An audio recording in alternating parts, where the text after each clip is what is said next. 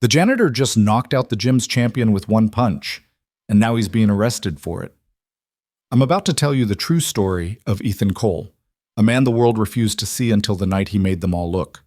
This isn't just about a fight. It's about what happens when you push the wrong person too far, when you mistake silence for weakness, and when one moment of truth shatters years of lies. If you want to see how this ends, stick with me until the final word. Hit that like button and drop a comment with your city so I can see how far Ethan's story travels. The fluorescent lights of Titan Core MMA hummed like dying insects overhead, casting harsh shadows across the polished fighting mats. It was 11:47 p.m. on a Wednesday night in downtown Chicago, and Ethan Cole was on his knees scrubbing blood from the canvas. Not his blood. Never his blood. The stain was fresh, maybe 2 hours old, left behind by some executive's son who'd gotten his nose broken during sparring and bled all over the premium surface before his father's lawyer threatened a lawsuit. Ethan had heard the whole thing from the supply closet where he'd been replacing industrial cleaner bottles. The kid had been crying. The father had been screaming. The trainer had been apologizing. Ethan had said nothing. He never did.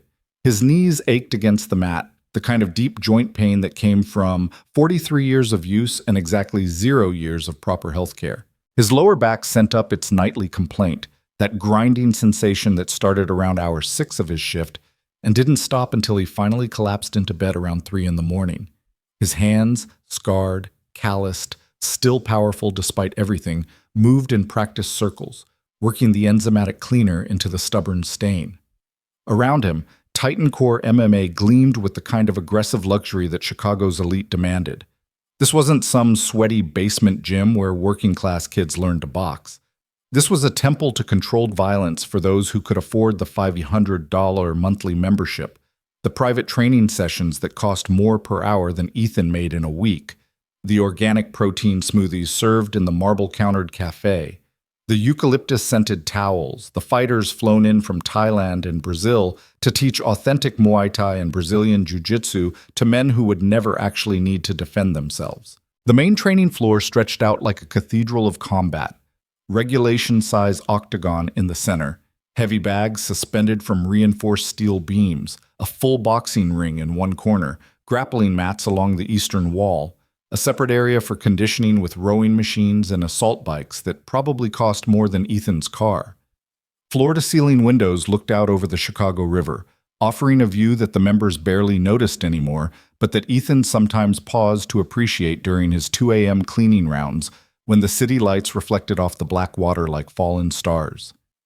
He'd been working here for 8 months, 243 nights of mopping, scrubbing, emptying trash, wiping down equipment, cleaning locker rooms, removing the evidence of other people's transformations while his own life remained stubbornly the same.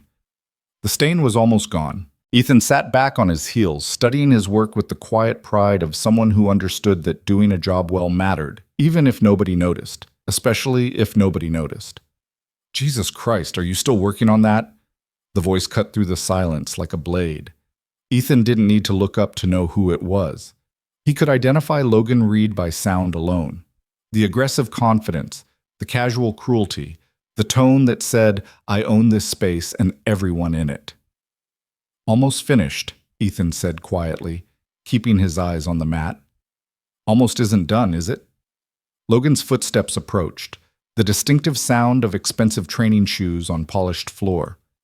"You know what I pay for these mats? These are imported from Japan. Antimicrobial surface. Cost more than your truck. I guarantee it." Ethan didn't respond. He'd learned that responding only extended these encounters. Logan Reed was 34, though he carried himself with the aggressive certainty of someone much younger. He was tall, maybe 6'2", with the kind of build that came from disciplined training, good genetics, and probably some chemical assistance, though nobody said that out loud. His dark hair was always perfectly styled, even after training sessions. His teeth were too white. His skin had that year-round tan that came from regular salon visits, not actual sunshine. He wore designer athletic wear even when he wasn't training, labels visible, everything coordinated. He was Titan Core's star trainer, the face on their marketing materials, the man who taught senators' sons how to throw proper crosses and promised CFOs that 12 weeks with him would transform their bodies and their confidence. He had 17,000 Instagram followers. He dated a woman who'd been on a reality show. He drove a Range Rover with personalized plates that said fighter. He had never fought professionally, not once, but he'd built an entire empire on the illusion that he could. "You deaf, old man?" Logan's voice was closer now. "I asked you a question about my mats." "Yes, sir," Ethan said, still not looking up. "These are good mats. Damn right they are. So maybe you could treat them with a little respect.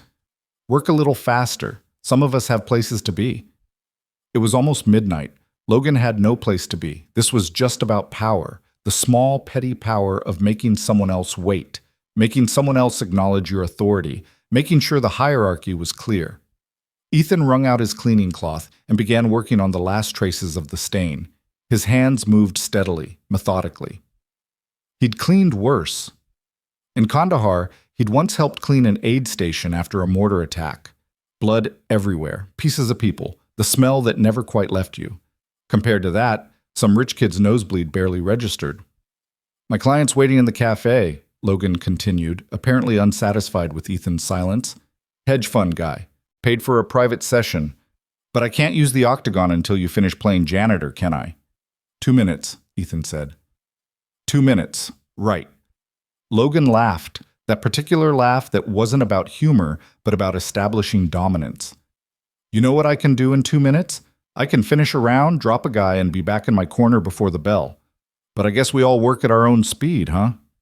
Ethan felt the familiar tightness in his chest, the old anger that he'd learned to compress down into something small and manageable.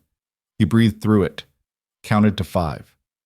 Thought about his daughter, Naomi, asleep in their apartment 17 miles south, dreaming about Northwestern University and the scholarship she was working so hard to earn. This job paid $16.50 an hour. It had health insurance, barely, but enough to cover Naomi's asthma medication.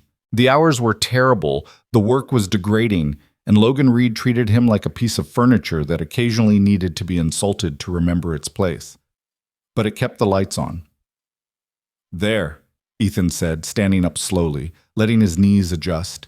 He gathered his cleaning supplies, placed them carefully in the yellow bucket. "All finished, Mr. Reed." "About time." Logan was already walking toward the octagon, pulling out his phone. "Hey, Marcus. Yeah, we're clear now. Head on over." Ethan picked up his bucket and began walking toward the storage closet. He could feel Logan's eyes on his back, that particular quality of attention that came from someone who enjoyed having power over others.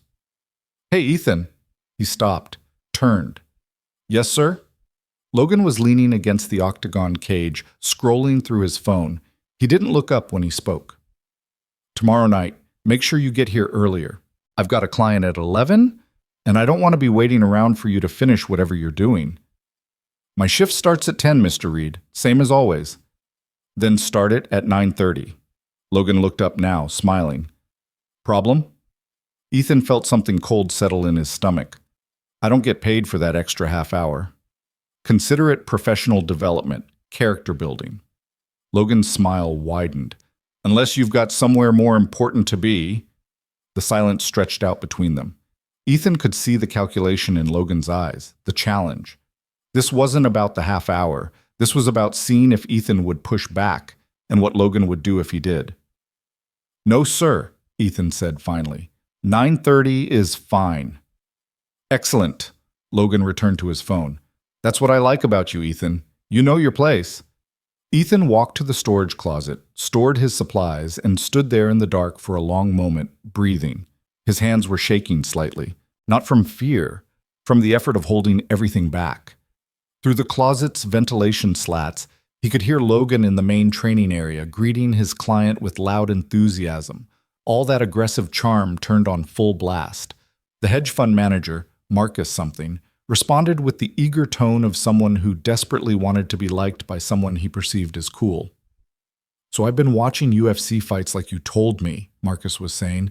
"That Conor McGregor guy is incredible. The way he moves." "Conor's got hands, for sure," Logan interrupted. "But his ground game is weak. That's why I focus so much on wrestling with my clients. You get taken down, you better know what to do, right?" Ethan closed his eyes. Logan's ground game was mediocre at best.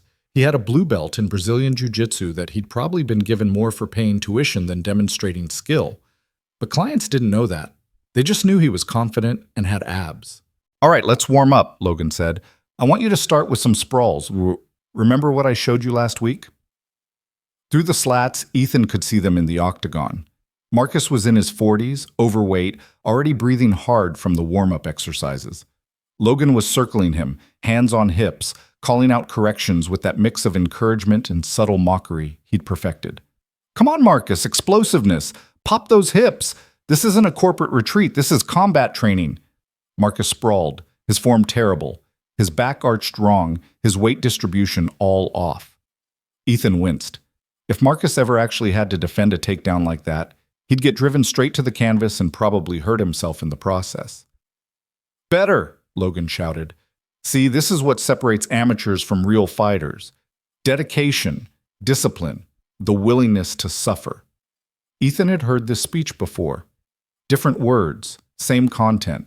Logan loved talking about suffering and discipline, about the fighter's mindset, about what it took to be a warrior. But he'd never actually been in a real fight. Not the kind where something actually mattered. Not the kind where you could lose more than pride. "Okay, now we're going to work on your striking defense," Logan said. "I'm going to throw some punches, controlled, obviously, and I want you to practice your blocks. Remember, high guard, elbows in, chin down." They moved to the center of the octagon. Logan began throwing slow-motion punches, jabs, crosses, hooks. Marcus attempted to block, his movements clumsy, his breathing already labored. "Hands up," Logan commanded. "You drop your hands, you're going to sleep. This is life or death, Marcus. Act like it." It wasn't life or death. It was a middle-aged hedge fund manager playing fighter in a luxury gym at midnight. But Logan sold the fantasy well, and Marcus was buying. Then Ethan saw it. Logan threw a hook, still in slow motion, still controlled, but his elbow was winged out wrong, his shoulder was rolled forward, and his chin was completely exposed. It was a fundamental error, the kind of mistake that a good counterpuncher would exploit instantly. If Marcus had any training at all, he could have slipped that punch and returned with a straight right hand that would have landed clean. But Marcus had no training. He just took the slow-motion hook on his forearms and smiled like he'd accomplished something. "Good," Logan said. "You're learning. Now, one thing you need to understand about hooks is that they're all about hip rotation. You generate power from the ground up, through the legs, into the hips." He was still explaining it wrong. Still teaching mechanics that would get someone hurt in an actual confrontation. Ethan felt his jaw tighten. It wasn't his business. This wasn't his gym. Wasn't his student. Wasn't his problem. He was the janitor. The invisible man. The guy who cleaned up after everyone else left. But the coach in him, the part that had spent 6 years in the Army teaching hand-to-hand combat, that had trained Golden Gloves fighters in Chicago's toughest gyms, that understood violence not as performance but as survival. The part of him was screaming at the dangerous incompetence he was witnessing. Logan threw another hook, same mistakes, same exposed chin. "See that? Textbook form. That's how you generate knockout power." Ethan made a decision he would later recognize as a turning point. He stepped out of the storage closet. His footsteps were quiet on the floor, but something about his presence made Logan stop mid-sentence and turn. Marcus, grateful for the break, doubled over, hands on his knees, sucking air. "Something you need?" Logan asked, his voice carrying an edge. Ethan knew he should stop, should turn around, should go back to being invisible. But the words came out anyway, quiet and respectful. "Mr. Reed, if I could make a suggestion—" "You could make yourself scarce," Logan interrupted. "We're in a private session here." "Yes, sir, I understand. I just noticed that when you throw the hook, your elbow's coming out wide and your chin is exposed. If Marcus is going to learn defense, he should probably also learn what a properly thrown hook looks like, so he knows what to defend against." The temperature in the room dropped about 20 degrees. Logan stared at Ethan like he'd just spoken in an alien language. Marcus straightened up, looking between them with the nervous energy of someone who'd just realized they were about to witness something uncomfortable. "I'm sorry," Logan said slowly. "Did you just try to correct my technique?" "Not correct," Ethan said, keeping his voice even. "Just suggest. I used to train fighters, long time ago. I just thought, you thought wrong." Logan stepped out of the octagon, moving toward Ethan with deliberate slowness. You're the janitor. I'm the professional trainer with certifications in 3 different martial arts and over a decade of experience. You think you can tell me how to throw a punch? I didn't mean any disrespect, Mr. Reed. But you disrespected me anyway, didn't you? In front of my client. Logan was close now, close enough that Ethan could smell his expensive cologne. You know what your job is? Cleaning, mopping, staying out of the way. You know what your job isn't? Critiquing professional fighters. You're right, Ethan said. I apologize. You apologize. Logan laughed, that same cruel sound. Okay, I accept your apology. Now get back to work and let the professionals handle the training. Ethan nodded and turned to leave. He'd taken maybe 3 steps when Logan spoke again. Actually, you know what? Since you apparently know so much about proper technique, why don't you show us? Ethan stopped. Sir? Show us. Demonstrate this perfect hook you're talking about. Humor me. Marcus shifted uncomfortably. Logan, man, we don't need to. No, I want to see this. Logan crossed his arms. The janitor thinks he can fight. Let's see it. Come on, Ethan. Show my client what a real hook looks like. This was a trap. Ethan recognized it immediately. If he declined, Logan would mock him for being all talk. If he demonstrated, Logan would find some way to humiliate him anyway. There was no winning move here. I'd rather not, Mr. Reed. I'd rather not, Logan mimicked in a high-pitched voice. Come on, old man, just one punch. Show us what you've got. Or was all that just you running your mouth? The silence stretched out. Marcus was staring at his shoes. Somewhere in the building, the HVAC system kicked on with a low hum. Ethan turned around slowly. Just a demonstration? He asked quietly. Just a demonstration? Logan confirmed, smiling now. No contact, no problem. Just show us this technically perfect hook that's so much better than mine. Ethan walked back toward the octagon. His body remembered things his mind had tried to forget. The way his weight should settle, the slight bend in the knees, the coiling of the core. He positioned himself in the open space next to the cage. Which side? He asked. Whatever you want, champ. Ethan took a basic fighting stance, left foot forward. Orthodox. The position felt strange after years of not using it, but also familiar in a way that made something deep in his chest ache. His hands came up naturally, right hand protecting his chin, left hand extended but not too far. So a proper hook, Ethan began, his voice taking on a different quality, the voice of an instructor, clear and confident, starts from the ground. You want to pivot on your front foot, rotate the hips, keep your elbow at shoulder height, not winged out, and your chin stays tucked behind your shoulder. He threw the punch in slow motion, the same way Logan had been doing, but every element was precise. The pivot, the hip rotation, the tight elbow, the protected chin. Even at demonstration speed, the power was visible in the mechanics. Like that, Ethan said, returning to his stance. Logan's smile had frozen on his face. Cute, he said, very technical. But this is real fighting, not some theory class. Speed matters. Power matters. He stepped into the octagon. Throw it again, full speed this time. Let's see if it's actually effective or just pretty. Mr. Reed, I don't think Full speed, Logan interrupted. Come on, I want Marcus to see the difference between classroom theory and actual combat training.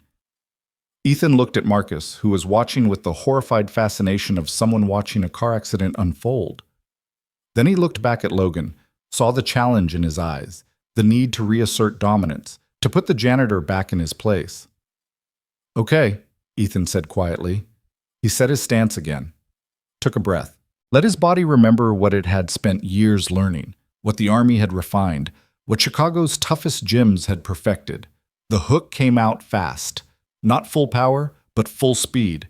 It cut through the air with a sound like fabric tearing. His form was flawless, the pivot sharp, the rotation explosive, the punch traveling in a perfect arc, his chin protected throughout. He pulled it short, stopping with his fist extended in space, exactly where a target would have been.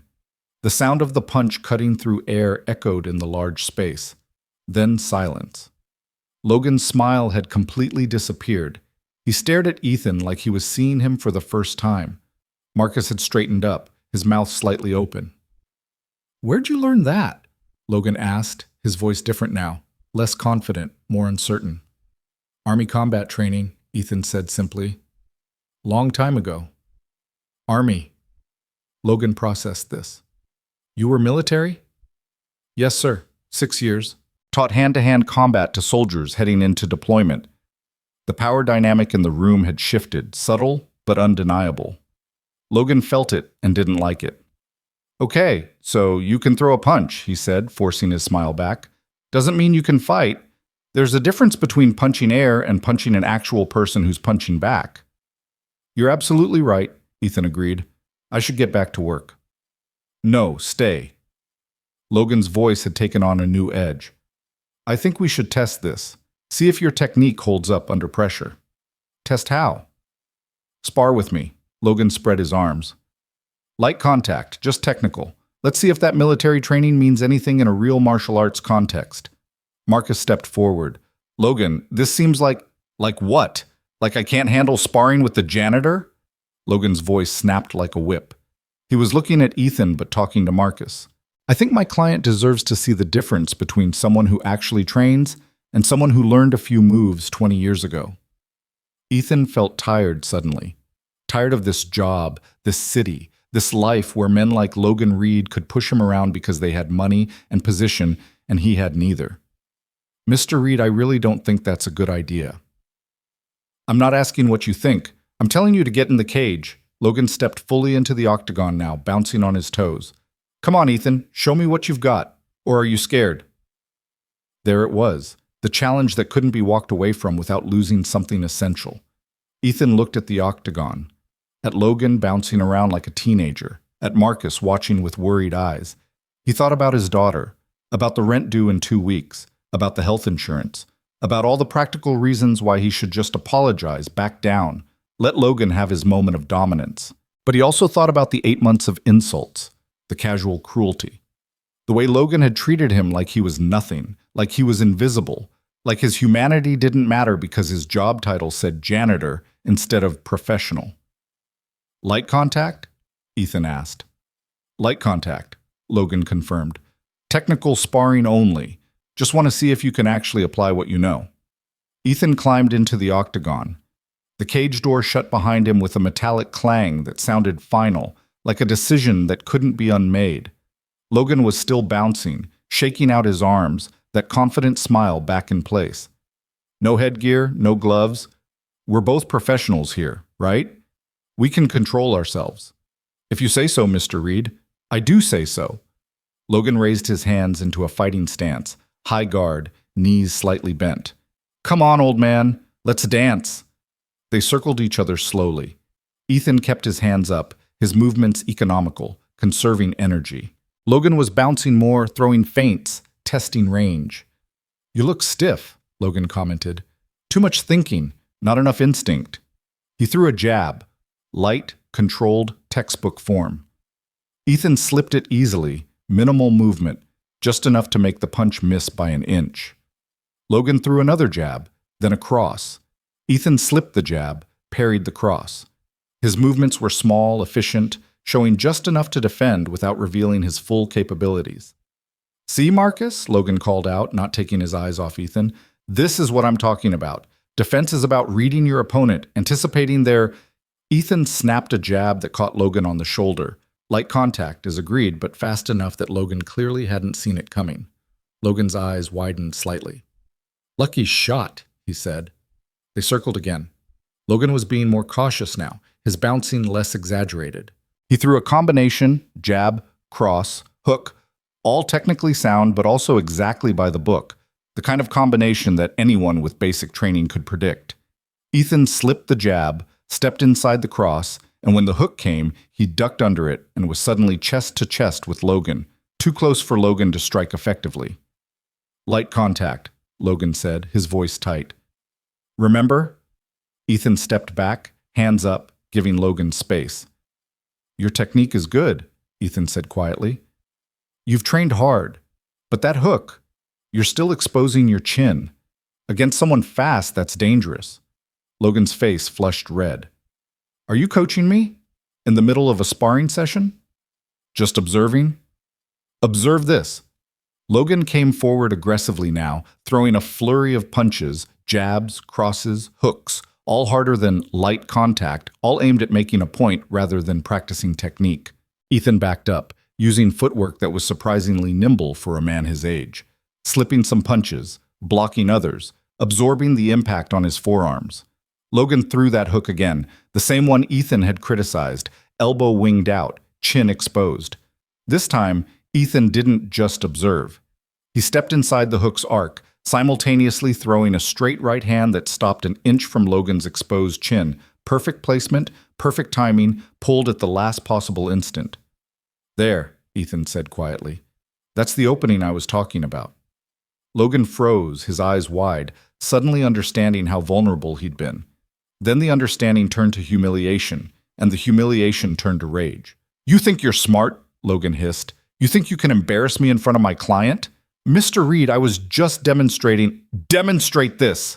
Logan threw a wild overhand right, not light contact anymore, not technical, just angry power aimed at Ethan's head. Ethan saw it coming like it was moving through water.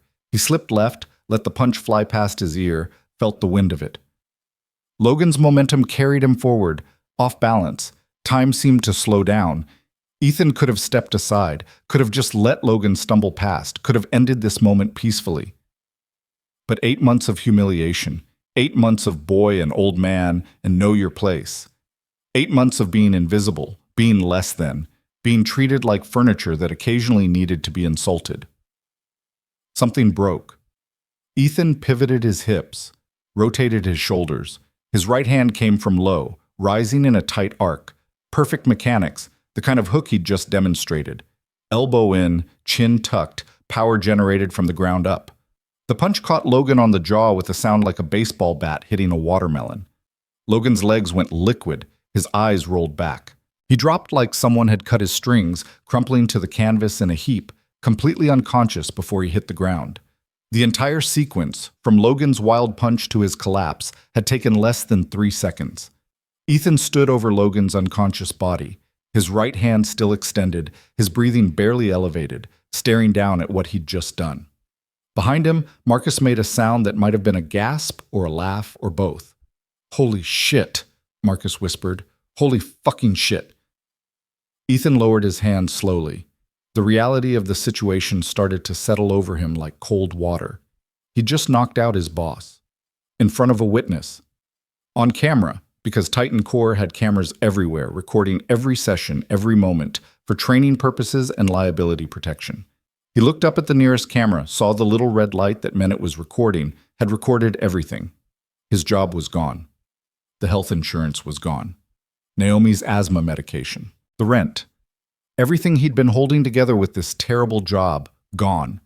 Logan groaned on the canvas, starting to come around, his eyes fluttering. "I should call 911, Marcus said, pulling out his phone with shaking hands. "No," Ethan said quietly. "He's just stunned. He'll be okay." Logan's eyes opened, unfocused and confused. He tried to sit up, couldn't manage it, fell back. "What?" he mumbled. "What happened?" "You got knocked out," Marcus said, his voice a mix of shock and something that might have been admiration. "The janitor put you down with one punch." Logan's eyes found Ethan. The confusion turned to recognition, then to rage. "You..." Logan struggled to sit up again, managed it this time. "You fucking hit me! You threw first," Ethan said. "I was defending myself." "Defending yourself?"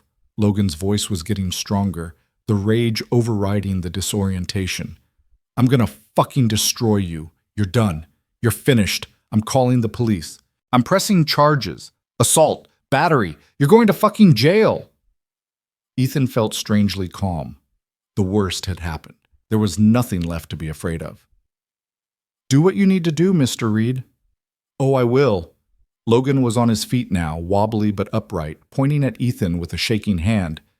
"You just ended your life, you understand that? Over what? Your ego? Your pride? You're going to lose everything because you couldn't keep your mouth shut and stay in your place."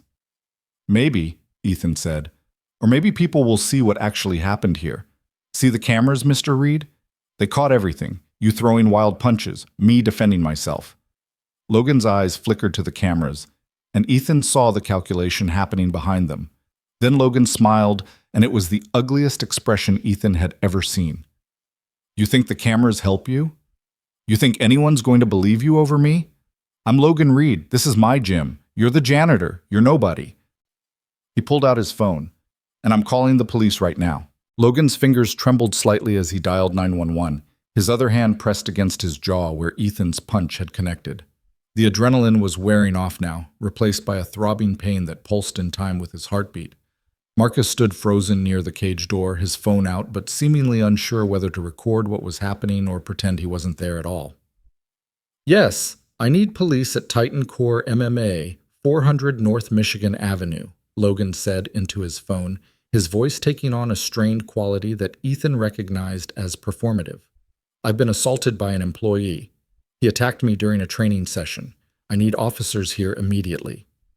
Ethan stood perfectly still in the center of the octagon, his hands at his sides, his breathing calm. He was running calculations in his head, how long until the police arrived, whether he should leave now or stay, what this would mean for Naomi when she woke up in the morning and found out her father had been arrested. Sir, are you injured? The dispatcher's voice was faintly audible through Logan's phone. Yes, I'm injured. He punched me in the face. I was unconscious. This is assault and battery. Logan's eyes never left Ethan as he spoke, and there was something triumphant in his expression now, the look of someone who knew exactly how this story would be told and who would be believed. Officers are on their way. Please stay on the line. I will. Logan lowered the phone slightly, speaking directly to Ethan now. You should have kept scrubbing floors, old man. Should have stayed invisible. But you couldn't help yourself, could you? Had to prove something. Had to show off. I asked you to let it go, Ethan said quietly. You're the one who pushed this. I pushed it? Logan laughed, the sound harsh and bitter. I was teaching a class. You interrupted. You criticized my technique in front of my client. You disrespected me in my own gym. Your technique was dangerous. That student could get hurt copying what you were showing him. Dangerous. Logan shook his head, genuine anger bleeding through the performance now. You know what's dangerous? A 40-something janitor who thinks he can put his hands on people. You're going to learn a very expensive lesson about consequences, Ethan. Marcus finally found his voice. Logan, man, you did kind of challenge him to spar. The cameras are going to show exactly what I tell them to show, Logan snapped. This is my gym, my equipment, my footage, and what they're going to show is an employee who got violent with his supervisor. That's not what happened, Marcus said, his voice uncertain but trying for fairness. That's exactly what happened. You saw him attack me. You're my witness. Marcus looked between Logan and Ethan, conflict clear on his face. He was a client. He'd paid good money for Logan's training, for access to this exclusive world. But he'd also just watched what actually happened, and there was something about the naked dishonesty in Logan's version that clearly bothered him. I don't know, Logan. I mean, you did throw first, and you told him to spar. I was right here. Logan's expression darkened. Marcus, you've been training with me for what, 6 months? We've built a good relationship, right? I've helped you get in shape, taught you real skills. Now I'm asking you, as my client and my friend, to back me up here. Are you going to do that, or are you going to side with the janitor? The silence that followed was heavy with threat. Marcus understood the subtext, side with Ethan and lose access to this gym, to Logan's training, to this entire world he'd paid to be part of. It wasn't subtle. I'll tell the truth, Marcus said finally, his voice quiet but steady. That's what I'll do. I'll tell them what I saw. You do that, Logan said coldly, and we'll see how much your truth is worth. Through the floor-to-ceiling windows, Ethan could see flashing lights reflecting off the buildings across the river. 2 police cars, moving fast down Michigan Avenue, maybe 2 minutes away now. I should leave, Ethan said, more to himself than anyone else. You should stay right where you are, Logan commanded. You run. That makes you look guilty. Not that it matters. You are guilty. Assault and battery on video. Open and shut. The video shows you attacking first. The video shows what my lawyers say it shows.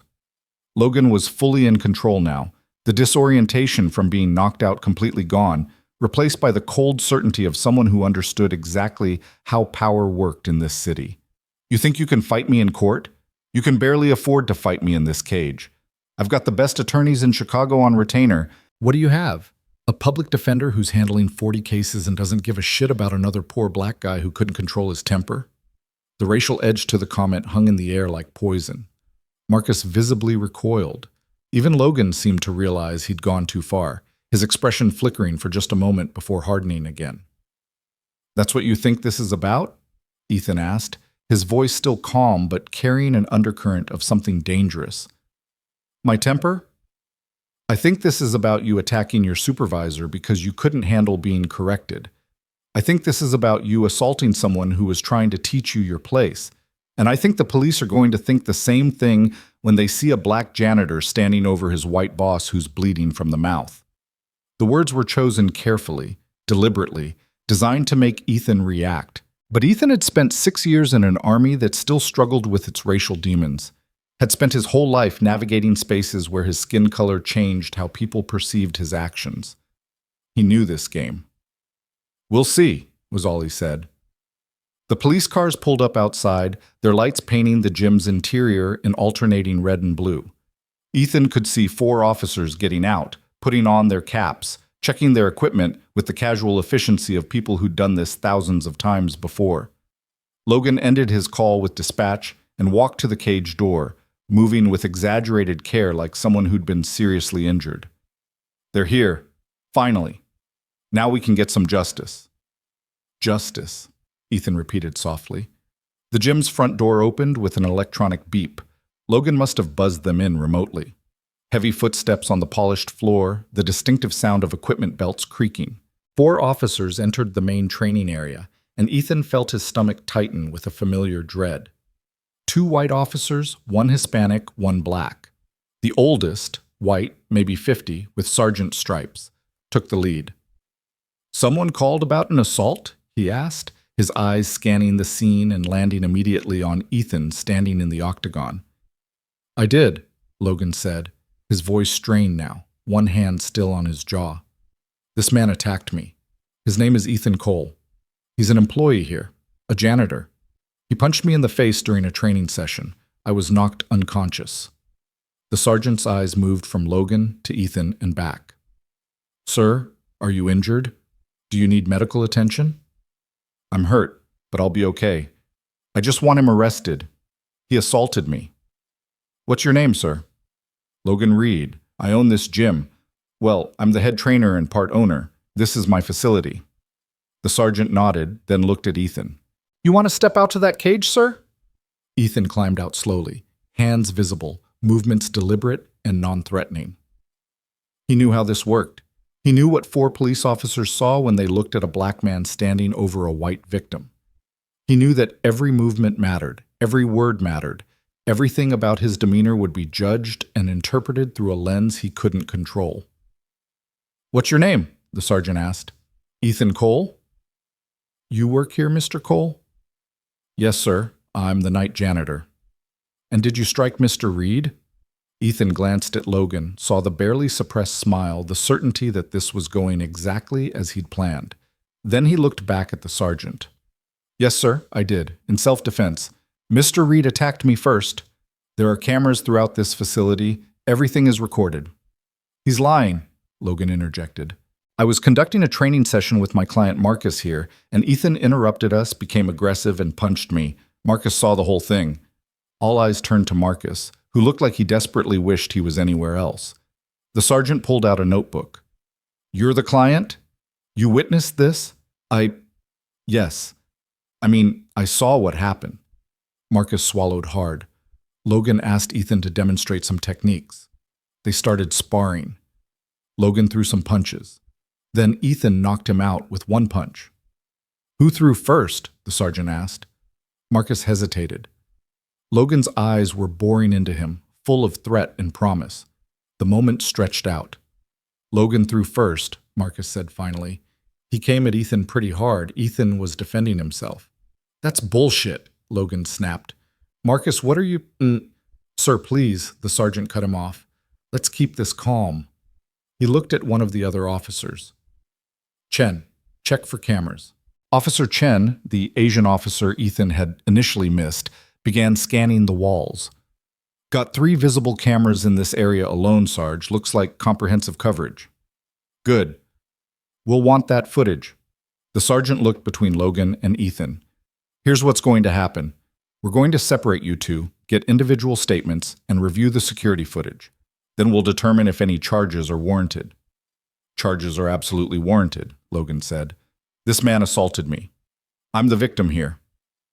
We'll determine that, sir. The sergeant's voice had taken on an edge. He'd clearly dealt with entitled complainants before. Officer Williams, take Mr. Reed's statement over there. Officer Chen, you're with the witness. Officer Rodriguez, you're with me and Mr. Cole. The officers began separating them. Logan was led to the cafe area, still talking, his voice carrying. This is ridiculous. I'm bleeding. I was unconscious. Why isn't he in handcuffs already? The sergeant, his name tag read Morrison, guided Ethan to the opposite side of the gym, near the heavy bags. Officer Rodriguez, the black officer, followed. He was younger, maybe 30, with watchful eyes that seemed to be cataloging everything. Have a seat, Mr. Cole, Morrison said, gesturing to a bench. Ethan sat. His hands were steady, but inside his mind was racing.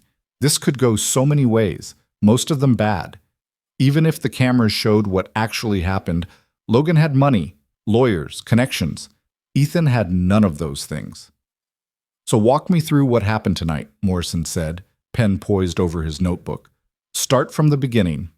Ethan took a breath and began talking.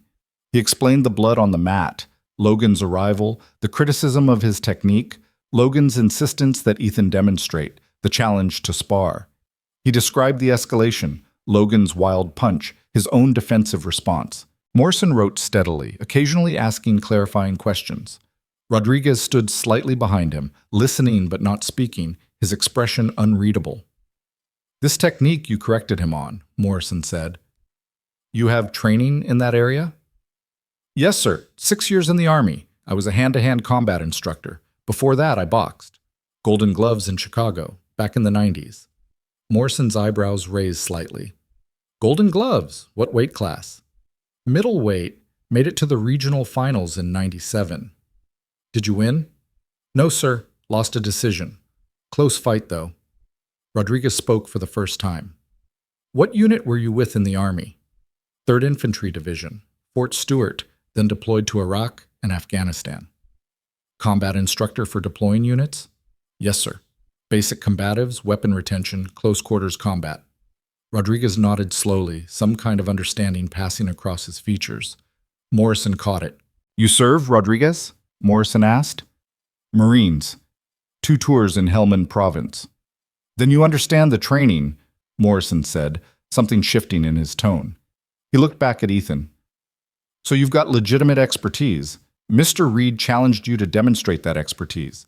Things escalated. He threw a punch, a real punch, not sparring, and you defended yourself. That's what happened, yes, sir. And you knocked him out with 1 punch. Yes, sir. Must have been a hell of a punch. It was technically sound, Ethan said carefully. Morrison almost smiled. I bet it was. He closed his notebook. Wait here. We're going to review that footage. The 2 officers walked toward the gym's office where the security system was housed. Through the windows, Ethan could see Logan in the cafe area, talking animatedly to Officer Williams, his hands gesturing wildly. Marcus was seated separately, looking exhausted. Ethan's phone buzzed in his pocket. He pulled it out. A text from Naomi. Dad, you okay? You usually text me when you get to work. Love you. His throat tightened. She had no idea. In a few hours, she'd wake up for school and find out her father had been arrested, or fired, or both. All the stability he'd been trying to maintain, gone in one moment of standing up for himself. He started typing a response, then stopped. What could he say? Nothing that wouldn't worry her more. 20 minutes passed. 30. Ethan sat on the bench, watching the city lights reflect off the river, thinking about all the choices that had led him here. The Army discharge after his wife's death, when he needed to come home and take care of a 5-year-old daughter. The years of bouncing between jobs, trying to find something stable that paid enough. The slow slide down the economic ladder until night janitor seemed like a victory because it came with health insurance. He'd been invisible for so long. And the one time he'd allowed himself to be seen, to be something other than a silent witness to other people's lives, this was the result. Morrison and Rodriguez emerged from the office, followed by Officer Williams. Logan trailed behind them, his expression unreadable now. They all converged in the center of the training floor. Morrison looked at Logan first. "Mr. Reed, we've reviewed the footage. Multiple angles, full audio." "Good," Logan said. "Then you saw him attack me." "What we saw was you challenging Mr. Cole to demonstrate techniques. We saw you instructing him to spar. We saw you throw the first punch, and I'll note that it didn't look particularly controlled or light. We saw Mr. Cole defend himself, and we saw him knock you out with a single well-placed punch." Logan's face flushed red. "He assaulted me. That's assault. I don't care who threw first. He hit me. I want him arrested." "Technically, sir, you assaulted him first. What Mr. Cole did falls clearly under self-defense. The footage shows—" "I don't give a shit what the footage shows." Logan's voice cracked like a whip. "This is my gym. I'm the victim here. I'm bleeding. I was unconscious. And you're telling me you're not going to arrest him?" "That's exactly what I'm telling you," Morrison said, his voice hardening. "You challenged an employee to physical confrontation. You struck first, and he defended himself with appropriate force. If anyone should be charged here, it's you for initiating the assault." "This is bullshit. Absolute bullshit," Logan pointed at Ethan. "You're protecting him because—" He stopped himself, but everyone knew what he'd been about to say. The air grew thick with tension. Rodriguez stepped forward. "Because what, sir? Finish your sentence." Logan's mouth worked silently. He looked at the 4 officers, seemed to realize he was outnumbered and outmaneuvered, and shifted tactics. "I want to press charges anyway. Even if you won't arrest him, I want it on record. Assault. I want a restraining order. I want him fired and banned from this property. You can try to press charges, sir, but I'm telling you right now that the state's attorney is going to take one look at this footage and decline to prosecute. You'd be wasting everyone's time." Morrison looked at Ethan. "Mr. Cole, do you want to press charges against Mr. Reed for assault?" Ethan hadn't even considered that possibility. He looked at Logan, saw the fear flash across his face before being replaced by rage again. "No, sir," Ethan said quietly. "I just want to go home." "There you go," Morrison said to Logan. "Mr. Cole is being more reasonable than you are. Now, as far as employment issues and property access, that's civil, not criminal. You'll have to handle that through proper channels." "He's fired," Logan said immediately. "Effective immediately. And he's trespassing if he stays on this property one more second." Morrison sighed. "Mr. Cole, I'd suggest you gather your personal belongings and leave. Let the lawyers sort out the employment issues." Ethan stood slowly. His entire body felt heavy, like gravity had increased. He walked to the storage closet, pulled out his worn backpack, his extra shirt, his thermos. 8 months of working here, and this was all he'd accumulated. He could fit his entire presence in this place in one small bag. Logan watched him with undisguised satisfaction. "This is what happens when you forget your place. You're done in this industry. I know every gym owner in Chicago. You'll never work in fitness again." Ethan shouldered his backpack without responding. He walked toward the exit, the officers parting to let him through. As he reached the door, Marcus stood up from where he'd been sitting. "Ethan," Marcus called out. Ethan stopped, turned. "For what it's worth," Marcus said, "that was the most impressive thing I've ever seen in person. One punch, clean, professional. You're the real deal." "Thanks," Ethan said. Then, after a pause, "You should find a better trainer. Someone who actually knows what they're doing. Someone who won't get you hurt." "I will," Marcus said. Logan made a disgusted sound. "Marcus, you're done here too. Get out of my gym." "I was already leaving," Marcus said calmly. He pulled out his phone.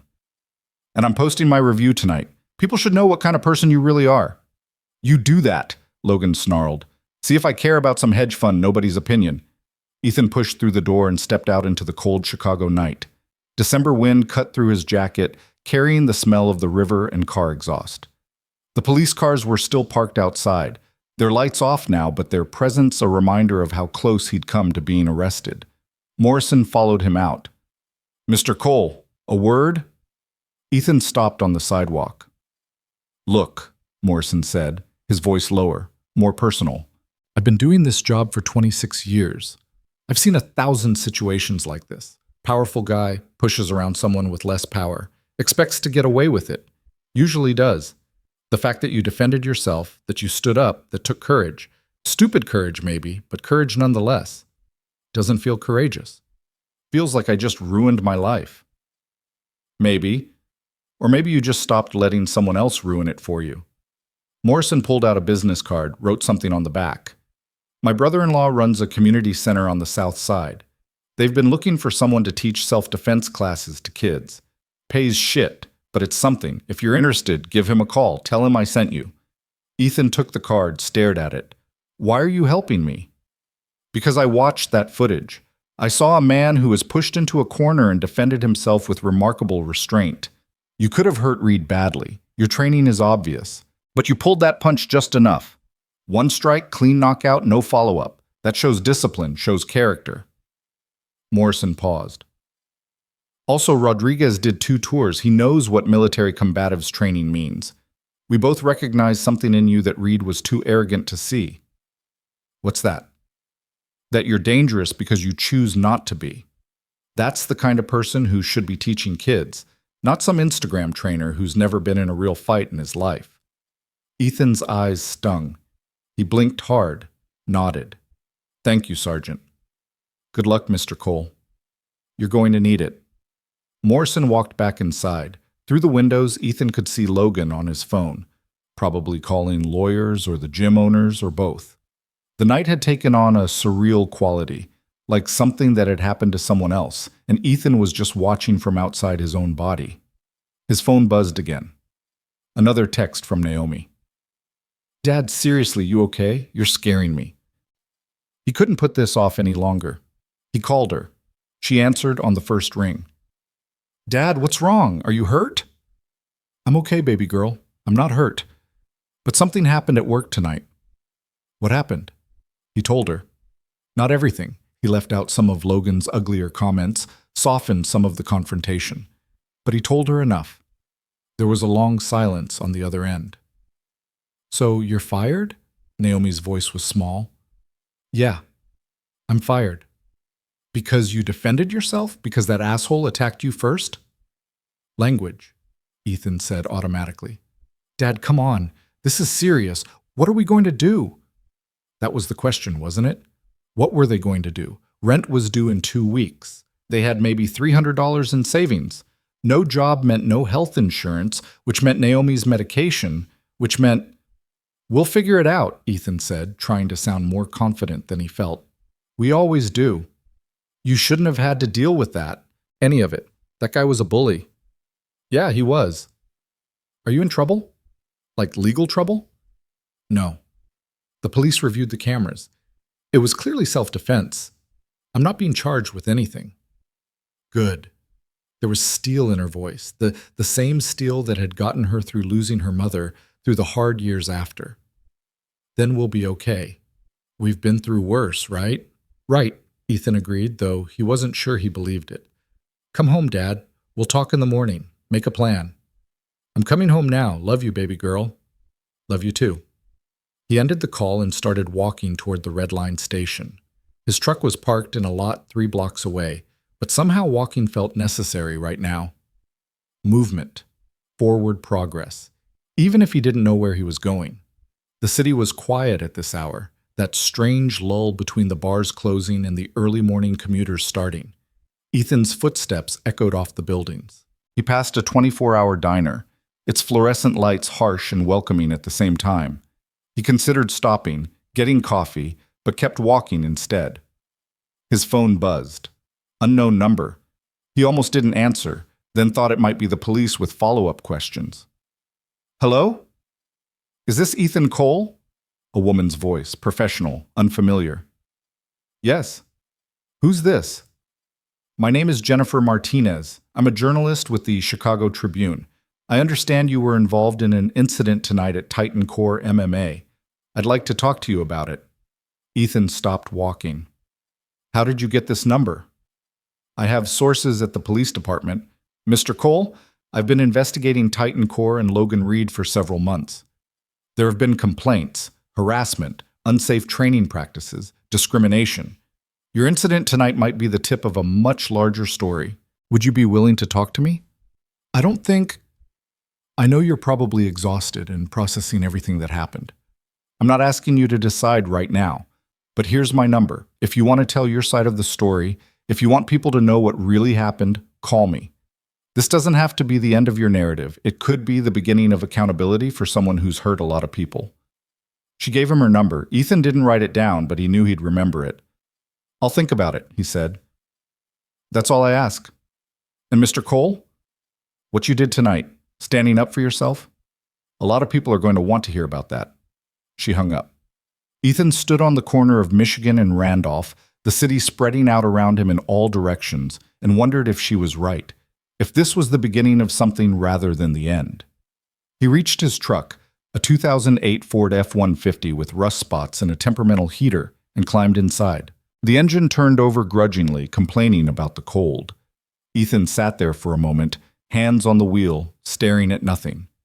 Then he drove south, toward home, toward his daughter, toward whatever came next. The streets were empty. The radio played old blues. And somewhere behind him, in that luxury gym overlooking the river, Logan Reed was probably already spinning this story his way, already calling in favors, already making sure that the narrative was his to control. But Ethan had something Logan didn't have. He had the truth. He had witnesses. He had video. And now, maybe, he had someone willing to listen. The question was whether any of that would be enough. The apartment was dark when Ethan pulled into the parking lot at 1:47 a.m. Their building was a 3-story walk-up in Bronzeville, the kind of place where the heat worked inconsistently and the hallway always smelled like someone's cooking from 6 hours ago. But the rent was $1,100 a month, which was about all Ethan could manage, and their neighbors were decent people who looked out for each other. He climbed the stairs slowly, his body finally registering the night's events. His right hand was starting to swell slightly where it had connected with Logan's jaw. Nothing serious, nothing broken, just the inevitable consequence of hitting something hard. He'd ice it when he got inside. The door to their apartment opened before he could get his key out. Naomi stood there in her Northwestern sweatshirt and pajama pants, her hair pulled back, her face a mixture of relief and worry. "Dad," she said, and threw her arms around him. Ethan held his daughter, feeling the weight of everything he was trying to protect, everything he was failing to provide. She was 17, a senior at Whitney Young High School, carrying a 4.2 GPA and dreams of studying engineering at Northwestern. She deserved so much more than a father who got fired from a janitor job for punching his boss. "I'm okay," he murmured into her hair. "I promise, I'm okay." She pulled back, studied his face. "Your hand is swelling." "It's fine, just bruised." "Come on." She guided him inside, closed and locked the door behind them. Their apartment was small, 2 bedrooms, 1 bathroom, a kitchen-living room combination that made entertaining impossible. But Naomi had made it home with cheap posters and string lights and the kind of determined cheerfulness that broke Ethan's heart because he knew where it came from. She'd learned early that optimism was sometimes the only weapon against circumstances you couldn't control. She sat him down at their second-hand kitchen table and went to the freezer, pulled out a bag of frozen peas, wrapped it in a dish towel. "Here, 20 minutes on, 20 minutes off." Ethan pressed the makeshift ice pack to his knuckles. The cold bit through the towel, dulling the ache. Naomi sat across from him, her hands wrapped around a mug of tea that had probably gone cold while she waited for him to come home. "Tell me everything," she said. "The real version, not the one you tried to protect me with on the phone."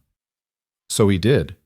He told her about Logan's constant harassment, the months of degradation, the unsafe techniques he'd been teaching.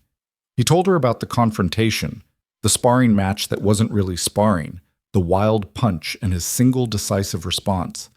He told her about the police, about Logan's threats, about the journalist who'd somehow already gotten his number. Naomi listened without interrupting, her expression growing harder as the story progressed. When he finished, she was quiet for a long moment. "That son of a bitch," she said finally. "Naomi, no, Dad, I'm serious.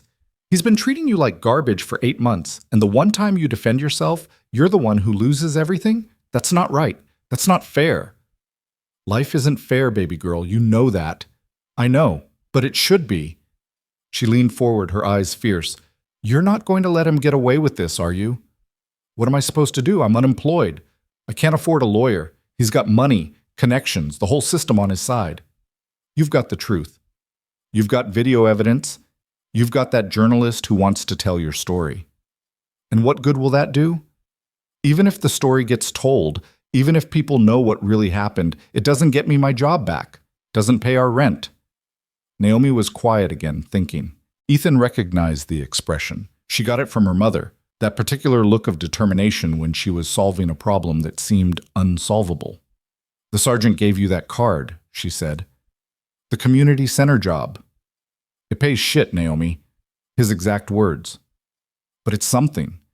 And you'd be doing what you're actually good at, teaching, not cleaning up after entitled rich people."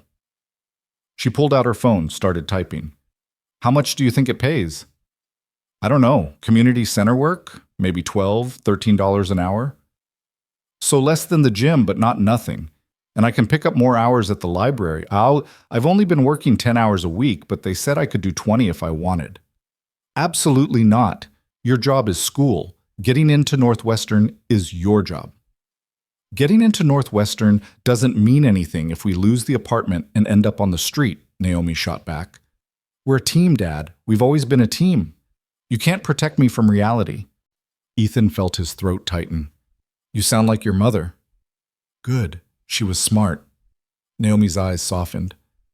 "Look, I know this is scary. I know you want to shield me from all the hard stuff, but I'm not a kid anymore. I can handle the truth, and I can help carry the weight. So let's make a plan, okay? A real plan." She pulled out a notebook, the same one she used for calculus homework and college application essays, and drew a line down the middle of the page. On one side, she wrote income, on the other, expenses. Okay, rent is $1,100 or dollars. Utilities average about $150. Food, maybe $400 a month if we're careful. Your truck payment is $220. Insurance is $90. Naomi's medication is $60 with insurance, but I don't have insurance anymore, Ethan finished, so it's going to be full price, around $300 a month. Naomi wrote down the numbers, added them up. So we need about $2,328 a month just to survive. You were making roughly $2,640 at the gym after taxes. That gave us maybe $300 extra buffer for anything unexpected. Which is now gone. Which is now gone, she agreed. But if you work the community center job full-time at $13 an hour, that's about $2,000 a month after taxes. If I work 20 hours a week at the library at $15 an hour, that's another $200 a month. So we'd actually be ahead. Naomi, you can't. I can, and I will. It's temporary, Dad. Just until you find something better. And you will find something better because you're skilled and experienced, and the only reason you were working that janitor job in the first place was because you needed the health insurance. She looked up from her calculations. We'll figure out the insurance separately. There are programs, subsidies. We'll make it work. Ethan stared at his daughter, this fierce, brilliant, beautiful person who'd somehow survived losing her mother at 5 years old and being raised by a father who was doing his best, but knew it often wasn't good enough. She was supposed to be the one being taken care of, not the one making budgets at 2 a.m. to figure out how to keep them afloat. "When did you grow up?" he asked quietly. "Probably around the time we had to choose between paying the electric bill and buying groceries, and I started clipping coupons." She reached across the table, took his hand. "We've survived worse than this, Dad. We'll survive this too. I'm supposed to be protecting you." "You are protecting me. You've been protecting me my whole life, but protection doesn't mean hiding reality. It means facing it together." She squeezed his hand. "Now, about that journalist. I think you should call her." "Why?" "Because Logan is going to tell this story his way. He's probably already started. Social media, his lawyer, his rich friends. He's going to paint you as the bad guy, the aggressive janitor who attacked him. And if that narrative sets, it becomes the truth, whether it's accurate or not. Ethan knew she was right. In the age of Instagram and Twitter, whoever controlled the story first usually won. Logan had 17,000 followers. He had a platform. What did Ethan have? "I don't know how to talk to journalists," he admitted. "You just tell the truth, that's all. You tell them what happened, why it happened, and let people decide for themselves." Naomi stood up, grabbed her laptop. "And while you're thinking about that, I'm going to do some research on this Logan Reed character. See what we're really dealing with." She settled onto the couch, fingers flying across the keyboard. Ethan watched her work, feeling a complicated mixture of pride and guilt. This wasn't how things were supposed to go. She was supposed to be worried about prom and college applications, not researching her father's legal position and calculating survival budgets. "Holy shit," Naomi said suddenly. "Language." "Dad, seriously, look at this." She turned the laptop around. On the screen was Logan's Instagram page, professional photos of him training clients, inspirational quotes over sunset backgrounds, shirtless selfies with captions about dedication and discipline. What am I looking at? The comments. People have been complaining about him for months. Look. She scrolled down to a post from 2 weeks ago, a video of Logan demonstrating a chokehold. The comments section was a mix of admiration and criticism. "This technique is dangerous." One comment read, "I trained BJJ for 10 years and that hand placement is all wrong. Someone's going to get hurt." Another, "I took classes from Logan for 3 months. He's more interested in looking good than actually teaching proper form." And another, "Overpriced and undertrained. There are way better gyms in Chicago." Naomi kept scrolling.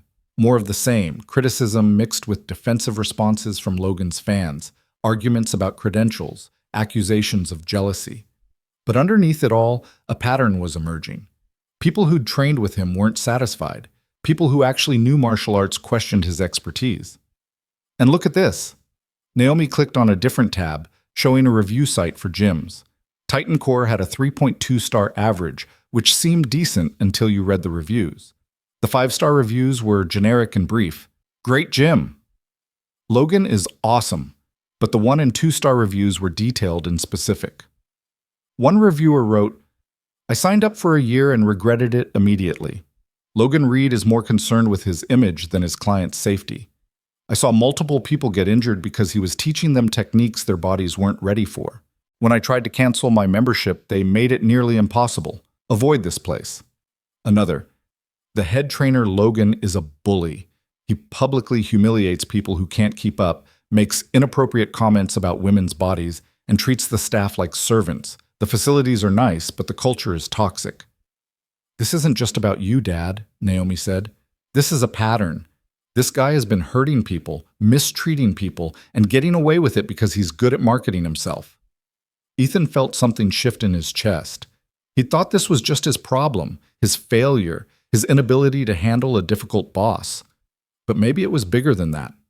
Maybe Logan's treatment of him was just one example of a larger pattern of abuse. "That journalist probably knows all this," Naomi continued. "That's why she called you so fast. She's been building a case, and what happened tonight might be the catalyst that makes people actually pay attention." Ethan's phone buzzed. A text from an unknown number. "Video of the janitor knocking out Logan Reed at Titan Core is going viral. Might want to check Twitter." He looked at Naomi. She was already typing on her laptop. A moment later, her eyes widened. "Oh my God, Dad, you're trending." "What?" She turned the screen around again.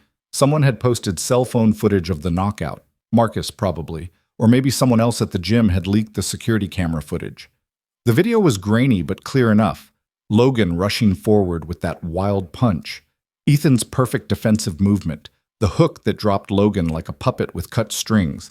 The tweet had been posted 20 minutes ago and already had over 50,000 views. The comments were exploding in real time. "That's the most technically perfect punch I've ever seen," one comment read. Another, "The janitor is clearly a trained fighter. That form is clean." Logan Reed is a fraud. Always has been. Glad someone finally called him out. One punch. One punch. This man is a legend. The video was being retweeted, quote tweeted, shared across platforms. Someone had slowed it down and added analysis of Ethan's technique. Someone else had created a GIF of the moment of impact. Within minutes, What had been a private humiliation in a luxury gym was becoming a public phenomenon. Ethan felt dizzy. This can't be happening. It's happening, Naomi said, still scrolling. And Dad? Most of these comments are supporting you. People are calling Logan a bully. They're asking who you are, where you trained. Someone just posted a side-by-side comparison of Logan's form and yours. His phone started ringing. Unknown number. He ignored it. It rang again immediately. Different unknown number. Then a text. This is TMZ. We'd like to talk to you about the viral knockout video. TMZ? Ethan felt like he'd fallen into an alternate reality. Why would TMZ care about this? Because it's a story. Underdog janitor defeats arrogant trainer. David versus Goliath. People love this stuff. Naomi was practically vibrating with energy now. Dad, this could be good for us. If you tell your story the right way, if people understand what really happened, Logan can't control the narrative anymore. Another call. This time Ethan answered. Hello? Mr. Cole, this is Jennifer Martinez from the Tribune. I assume you've seen the video? I just found out about it. It's blowing up faster than anything I've seen in years. Every media outlet in Chicago is going to be calling you within the hour. I know I'm just one voice among many, but I'm asking you to talk to me first. On the record, your full story, not just the 30-second video everyone is watching. Ethan looked at Naomi. She was nodding vigorously, mouthing, "Do it." What would I have to do? He asked. Meet me tomorrow morning. Bring any documentation you have, employment records, previous complaints if you filed any, text messages, anything that establishes the pattern of harassment. I'll interview you, fact-check everything, and run a full story. It'll be in the print edition and online by tomorrow evening. And if I don't talk to you, someone else will tell this story. Logan's lawyers probably already have a statement drafted, but it won't be your truth. It'll be whatever version protects their client. Jennifer's voice softened. Mr. Cole, I've been investigating Titan Core for 4 months. I have 6 other people who've complained about Logan Reed's behavior, harassment, discrimination, unsafe practices. But they're all afraid to go on the record because he threatens them with lawsuits. You've already lost your job. You've already been publicly humiliated. What do you have left to lose by telling the truth? Ethan thought about that question. What did he have to lose? His job was gone. His reputation in Logan's circles was already destroyed. The video was already out there for millions to see. But what did he have to gain? Okay, he said. I'll meet with you. When and where? 11 a.m. There's a cafe called The Grind on 47th Street. Do you know it? I know it. Good. Come alone if possible. And Mr. Cole? Thank you. This matters more than you realize. She hung up. Ethan set down his phone and looked at his daughter. You're doing the right thing, she said. I hope so. I know so. She closed her laptop. Now you should get some sleep. Tomorrow is going to be intense. But sleep was impossible. Ethan lay in bed staring at the ceiling while his phone continued to buzz with messages, calls, notifications. The video had reached 100,000 views, then 200,000. By 4 a.m., it had crossed 500,000. Someone had identified him, not his name yet, but his military service. The janitor is a combat vet, one tweet read. 6 years in the Army, taught hand-to-hand combat. Logan Reed picked a fight with the wrong man. The narrative was writing itself in real time, and for once, it wasn't the narrative of a poor black man who'd gotten violent and deserved what he got. It was a story about standing up to a bully, about expertise being dismissed, about someone invisible finally being seen. At 6 a.m., Ethan gave up on sleep and made coffee. Naomi emerged from her room at 6:30, already dressed for school. Any sleep? She asked. Not really. You? A little. I kept waking up to check the video. It's at 1.2 million views now. Jesus. People are creating fundraisers for you, GoFundMe pages. Someone started one to help with legal fees if Logan sues. It's already raised $3,000. Ethan felt overwhelmed. Strangers were giving him money? For what? For defending himself? It felt wrong somehow, like profiting from violence. I don't want their money, he said. Maybe you don't, but we need it. and they want to give it. They want to support you because they see themselves in you. People who've been pushed around, dismissed, treated as less than. You're giving them hope that standing up actually means something. I'm not a hero, Naomi. I just hit someone. You defended yourself against someone who'd been abusing you for months. That's not nothing. She poured herself coffee, added too much sugar the way she always did. The interview is at 11? Yeah. I'm going to school, but I want you to text me after. Tell me how it goes. You should be focusing on your classes, not this. I'll focus on my classes after I know you're okay. She grabbed her backpack, kissed his cheek. Tell your story, Dad. All of it. People are ready to listen.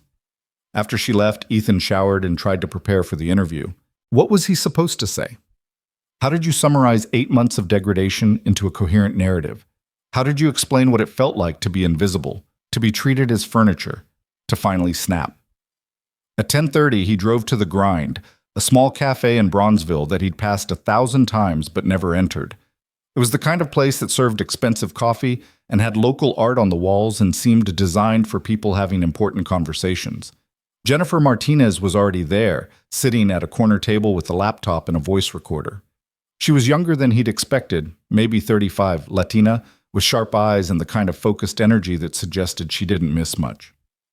"Mr. Cole," she said, standing to shake his hand. "Thank you for coming."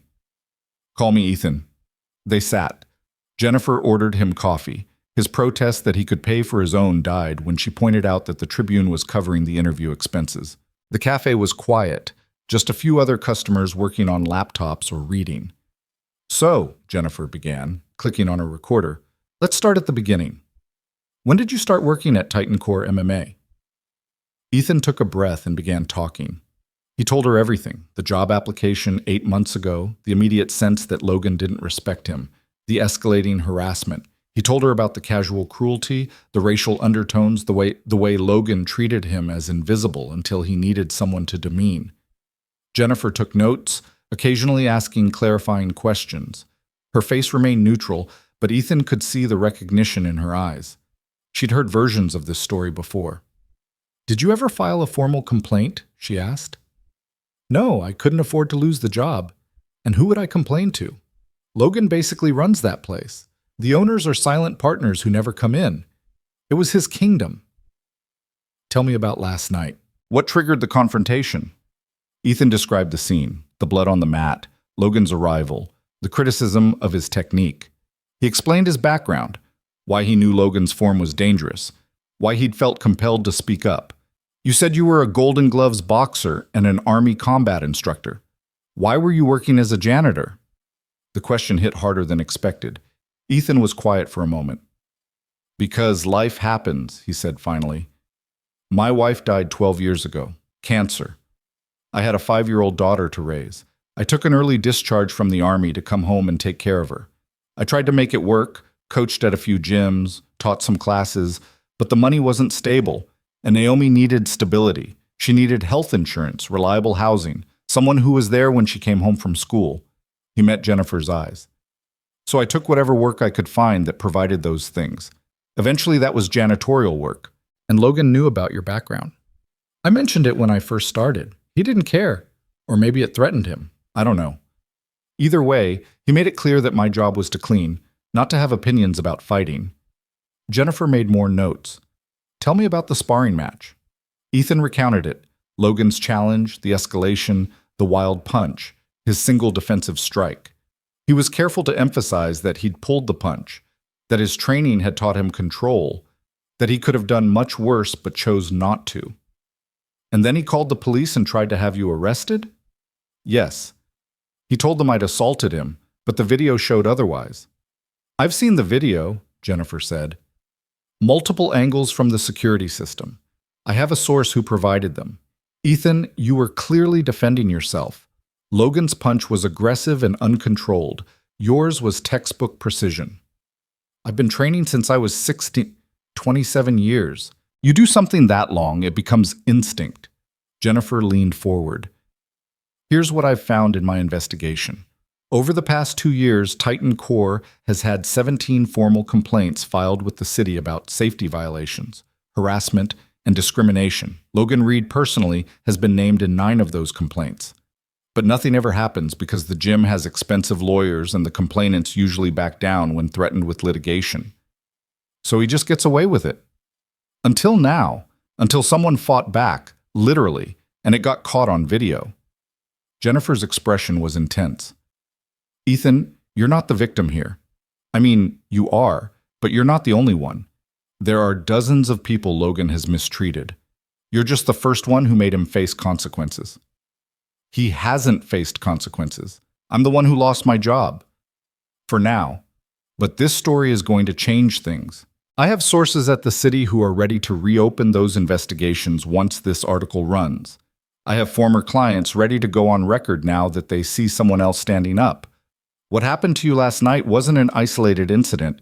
It was the breaking point in a pattern of abuse that's been documented but ignored. Ethan felt something loosen in his chest. He wasn't crazy. He wasn't overly sensitive.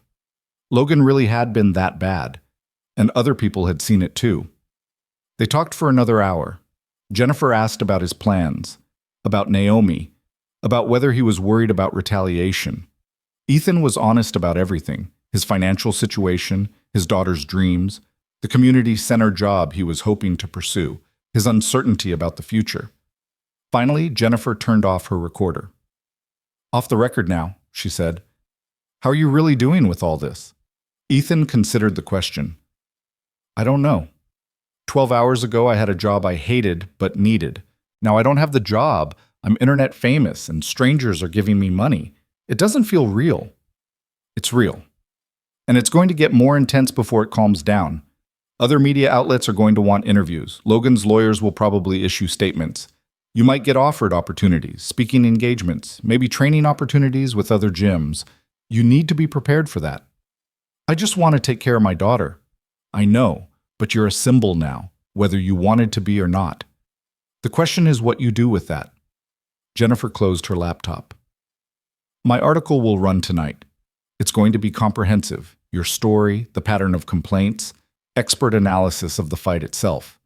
I'm calling it The Invisible Man Who Fought Back." Ethan felt his throat tighten at the title. "That's good." "It's true." She handed him her card. "If you need anything, legal advice, resources, someone to talk to, call me. I mean that. This story matters, and you matter." They shook hands and Ethan walked out into the December afternoon. The sun was out, weak and cold, but present. He texted Naomi, "Interview done. Went well. Love you." Her response came immediately. "Proud of you, Dad. Video hit 2 million views. You're officially famous." Famous. The word felt absurd. He was a 43-year-old former janitor with a swollen right hand and an uncertain future. But as he drove home, his phone continued to buzz with messages of support from people he'd never met, telling him he'd done the right thing, that he'd stood up for everyone who'd ever been pushed down. Maybe Jennifer was right. Maybe this was bigger than just him and Logan. Maybe it was about all the invisible people who cleaned offices and served food and worked night shifts while being treated as less than human by people who had more money or status or power. Maybe one punch, thrown in self-defense, could mean something after all. The article went live at 6 p.m. that evening. Jennifer had texted him a link with a simple message: "Brace yourself." Ethan sat on his worn couch with Naomi beside him, her laptop balanced on her knees as she pulled up the Chicago Tribune website. The headline dominated the screen in bold black letters: "The Invisible Man Who Fought Back. How One Punch Exposed Years of Abuse at Chicago's Elite MMA Gym." Below it was a photo of Ethan in his Army uniform from 15 years ago, standing at attention, young and unbroken. Next to it was a still frame from the knockout video. The moment of impact, Logan's head snapping back, Ethan's perfect form frozen in time. Naomi began reading aloud, her voice steady but emotional. Jennifer had opened with the scene in the octagon, describing the knockout in vivid detail before pulling back to reveal the 8 months of harassment that had led to that moment. She'd interviewed Marcus, who'd gone on record describing Logan's behavior as consistently aggressive and demeaning toward anyone he perceived as beneath him. She'd spoken to former Titan Core employees, a receptionist who'd quit after Logan made repeated comments about her body, a personal trainer who'd been fired for questioning Logan's safety protocols, a cleaning crew supervisor who'd documented months of verbal abuse against his workers. All of them had been afraid to speak up before. Now they were talking.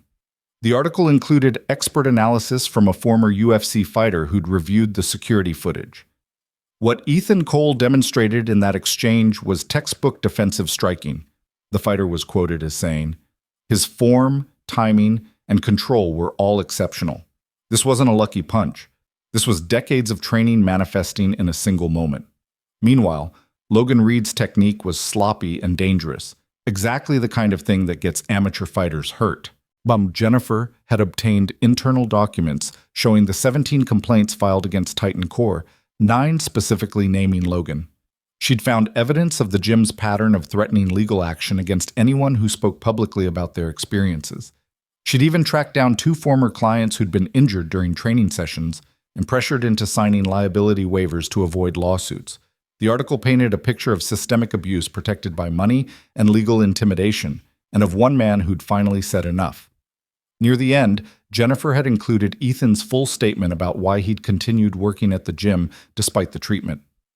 I needed the health insurance for my daughter's medication, he'd told her. I needed stable income so she could focus on school instead of worrying about rent. I was willing to accept being treated as invisible if it meant she had a chance at a better life. But there's a difference between being invisible and being less than human. Logan crossed that line. The final paragraphs detailed Ethan's background: Golden Gloves boxing, Army combat instructor, single father raising a daughter who was now applying to Northwestern University. Janitor had ended with a question that hung in the air like a challenge. How many other invisible people are cleaning our floors, serving our food, and maintaining our spaces while being subjected to abuse from those who see service work as subservience? And what will it take for us to finally see them? When Naomi finished reading, there were tears on her cheeks. She wiped them away quickly, almost embarrassed. Dad, this is incredible. She told your story exactly right. Ethan's phone was already exploding with notifications. The article had been shared thousands of times in the first 15 minutes. Comments were flooding in. Support, admiration, people sharing their own stories of workplace abuse. But not everyone was supportive. Logan had posted a statement on Instagram 20 minutes after the article went live. Ethan pulled it up, his stomach tightening as he read. I am deeply disappointed by the false narrative being spread about an incident that occurred at my gym. The truth is that I was assaulted by a former employee who became violent during what should have been a professional interaction. I have been training martial arts for over a decade and have helped thousands of clients achieve their fitness and self-defense goals safely and professionally. This attack was unprovoked and dangerous, and I'm pursuing all legal options available to me. To my clients, students, and supporters, thank you for standing by me during this difficult time. The comments on Logan's post were divided. His loyal followers rallied around him, calling the Tribune article biased and claiming Ethan was playing the victim. But others were calling him out, pointing to the video evidence, questioning his credentials, sharing their own negative experiences with him. This is just the beginning, Naomi said, watching the online battle unfold. He's going to fight this hard. She was right. Over the next 48 hours, the story exploded beyond anything Ethan could have imagined. National news outlets picked it up. Sports websites ran analyses of the fight footage. Social justice advocates used it as an example of workplace abuse and class dynamics. Think pieces appeared with titles like Why We Don't See the People Who Serve Us and The Myth of the Respectful Martial Artist. The video hit 10 million views, then 20 million. Someone created a highlight reel of Logan's worst Instagram moments. The flexing, the inspirational quotes, the performative toughness, contrasted with the single moment when he got knocked out cold. It became a meme. Talk shit, get hit was superimposed over the knockout frame. When you challenge the quiet guy and instantly regret it, appeared over a slow-motion version. The GoFundMe that strangers had created for Ethan's legal defense reached 50,000, then 75,000. People weren't just giving money. They were leaving comments, sharing their own stories of being dismissed, diminished, made to feel invisible by people with more power. I worked as a housekeeper in a luxury hotel for 6 years, one donor wrote. The things guests said to me, the way they looked through me like I was furniture, I felt every word of Ethan's story. Thank you for standing up. Another. I'm a single mother working 2 jobs to keep my kids fed. Nobody sees how hard we work. Nobody respects what we do. Ethan showed them all. This donation is my way of saying you matter. The support was overwhelming, but so was the attention. News vans appeared outside their apartment building. Reporters called constantly. Ethan's phone number had somehow leaked, and he received hundreds of calls a day. Interview requests, podcast invitations, people wanting his opinion on everything from martial arts to social justice to parenting. He ignored most of them, but one call he took. It was from David Morrison, the sergeant who'd investigated the incident. Mr. Cole, I wanted to give you a heads up. Logan Reed has retained Charles Whitmore as his attorney. Ethan recognized the name vaguely. Should I know who that is? He's one of the most aggressive civil attorneys in Chicago, specializes in defamation and assault cases. He's expensive and he's ruthless. I'm hearing they might try to pursue both criminal charges and a civil lawsuit against you. For defending myself? They'll argue it was excessive force, that your training made you a deadly weapon and you should have de-escalated instead of striking. It's bullshit. The video clearly shows self-defense. But they're going to try anyway. Ethan felt cold. I can't afford a lawyer like that. I know, that's why I'm calling. There's a legal aid organization called Chicago Workers' Defense. They handle cases involving workplace abuse and retaliation. I gave them your information. Hope that's okay. And they want to represent you pro bono. Pro bono? Why would they do that for free? Because your case is exactly what they exist for. And honestly, because they know they'll win. You've got video evidence, witness testimony, and now a national platform. Logan's lawyers are going to try to bury you in paperwork and intimidation, but Chicago Workers' Defense has handled worse. Morrison gave him the contact information. After they hung up, Ethan sat in silence for a long moment, processing. This wasn't over. Logan wasn't going to accept defeat. He was going to use every resource at his disposal to destroy Ethan, to punish him for daring to fight back. The next morning, Ethan met with the lawyers from Chicago Workers' Defense in their offices on the west side. They were younger than he expected, a black woman named Keisha Harris and a white man named Tom Chen, both in their early 30s, both radiating the kind of controlled intensity that came from fighting battles everyone said you couldn't win. Mr. Cole, we've reviewed all the evidence, Keisha began, spreading documents across the conference table. The security footage, the police report, witness statements, the Tribune article. From a legal standpoint, this is the most clear-cut case of self-defense I've seen in 5 years of practice. Then why do I need lawyers? Because Logan Reed and his attorney aren't interested in the truth. They're interested in punishment. Tom pushed forward a document, a legal filing, dense with text. This is the civil complaint they filed yesterday. They're suing you for $2 million in damages. Ethan stared at the number, feeling dizzy. For what? Assault and battery? Intentional infliction of emotional distress? Loss of business due to reputational harm and medical expenses. It's a kitchen sink complaint. They're throwing everything at you, hoping something sticks. Can they do that, even with the video evidence? They can file anything they want. Doesn't mean they'll win. Keisha leaned forward. Here's the reality. This lawsuit is designed to intimidate you into silence. They want you to be so overwhelmed by legal fees and stress that you agree to a settlement where you sign a non-disclosure agreement and disappear. Then Logan gets to control the narrative again. But I can't fight a $2 million lawsuit. I can barely pay my rent. You don't have to fight it alone. That's why we're here. Tom smiled. We're going to file a countersuit. Wrongful termination, workplace harassment, intentional infliction of emotional distress, the same things they're accusing you of. Except we actually have evidence, and we're going to file a motion to dismiss their complaint as a strategic lawsuit against public participation. A what? A slap suit. It's when someone with money and power files a frivolous lawsuit specifically to silence criticism or punish someone for speaking out. Illinois has strong anti-slap laws. If we can prove that Logan's suit is retaliatory and without merit, the judge can dismiss it and award you attorney's fees. Ethan tried to process this. So I could actually win? You will win, Keisha said with certainty. The question is how long it takes and how much damage Logan tries to do along the way. Which brings me to the other issue, the criminal complaint. Morrison said they were trying to press charges.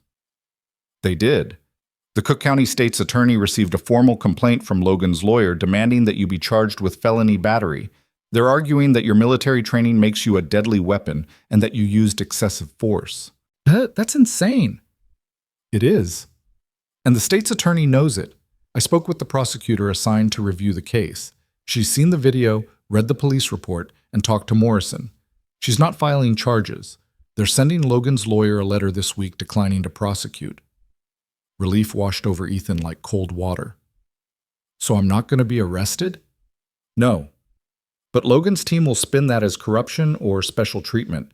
They'll claim the system is protecting you because of the publicity. They'll keep pushing the narrative that you're dangerous and violent.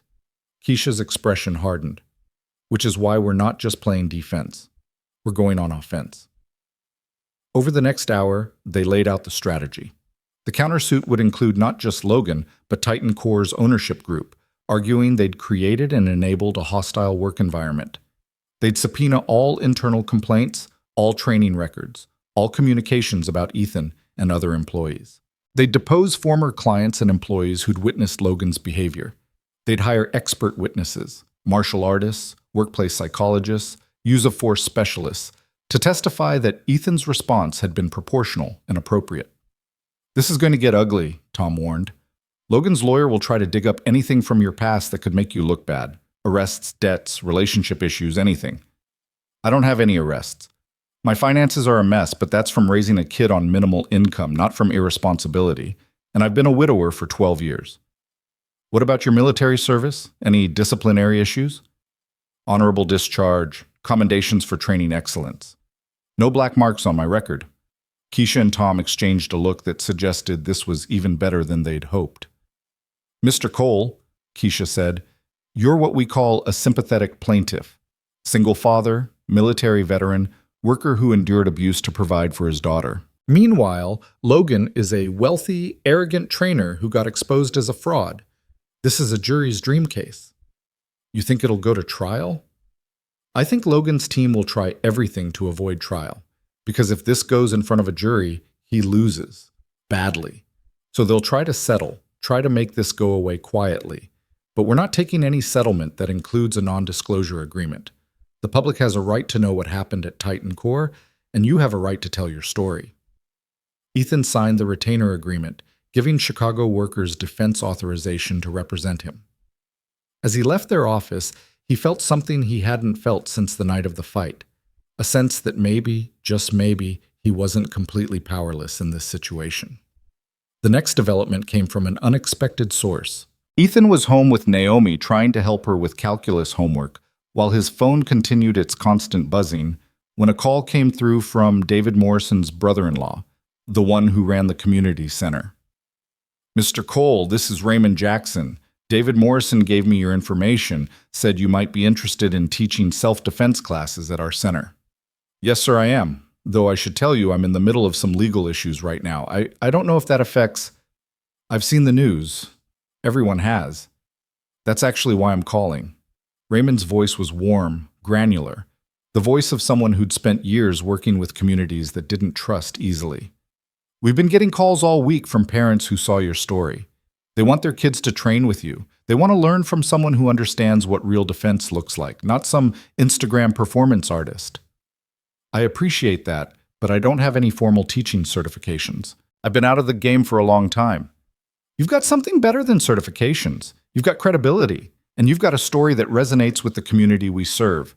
These are kids from Bronzeville, Englewood, Austin, neighborhoods where they need to know how to defend themselves, but also need to understand discipline, respect, and when not to fight.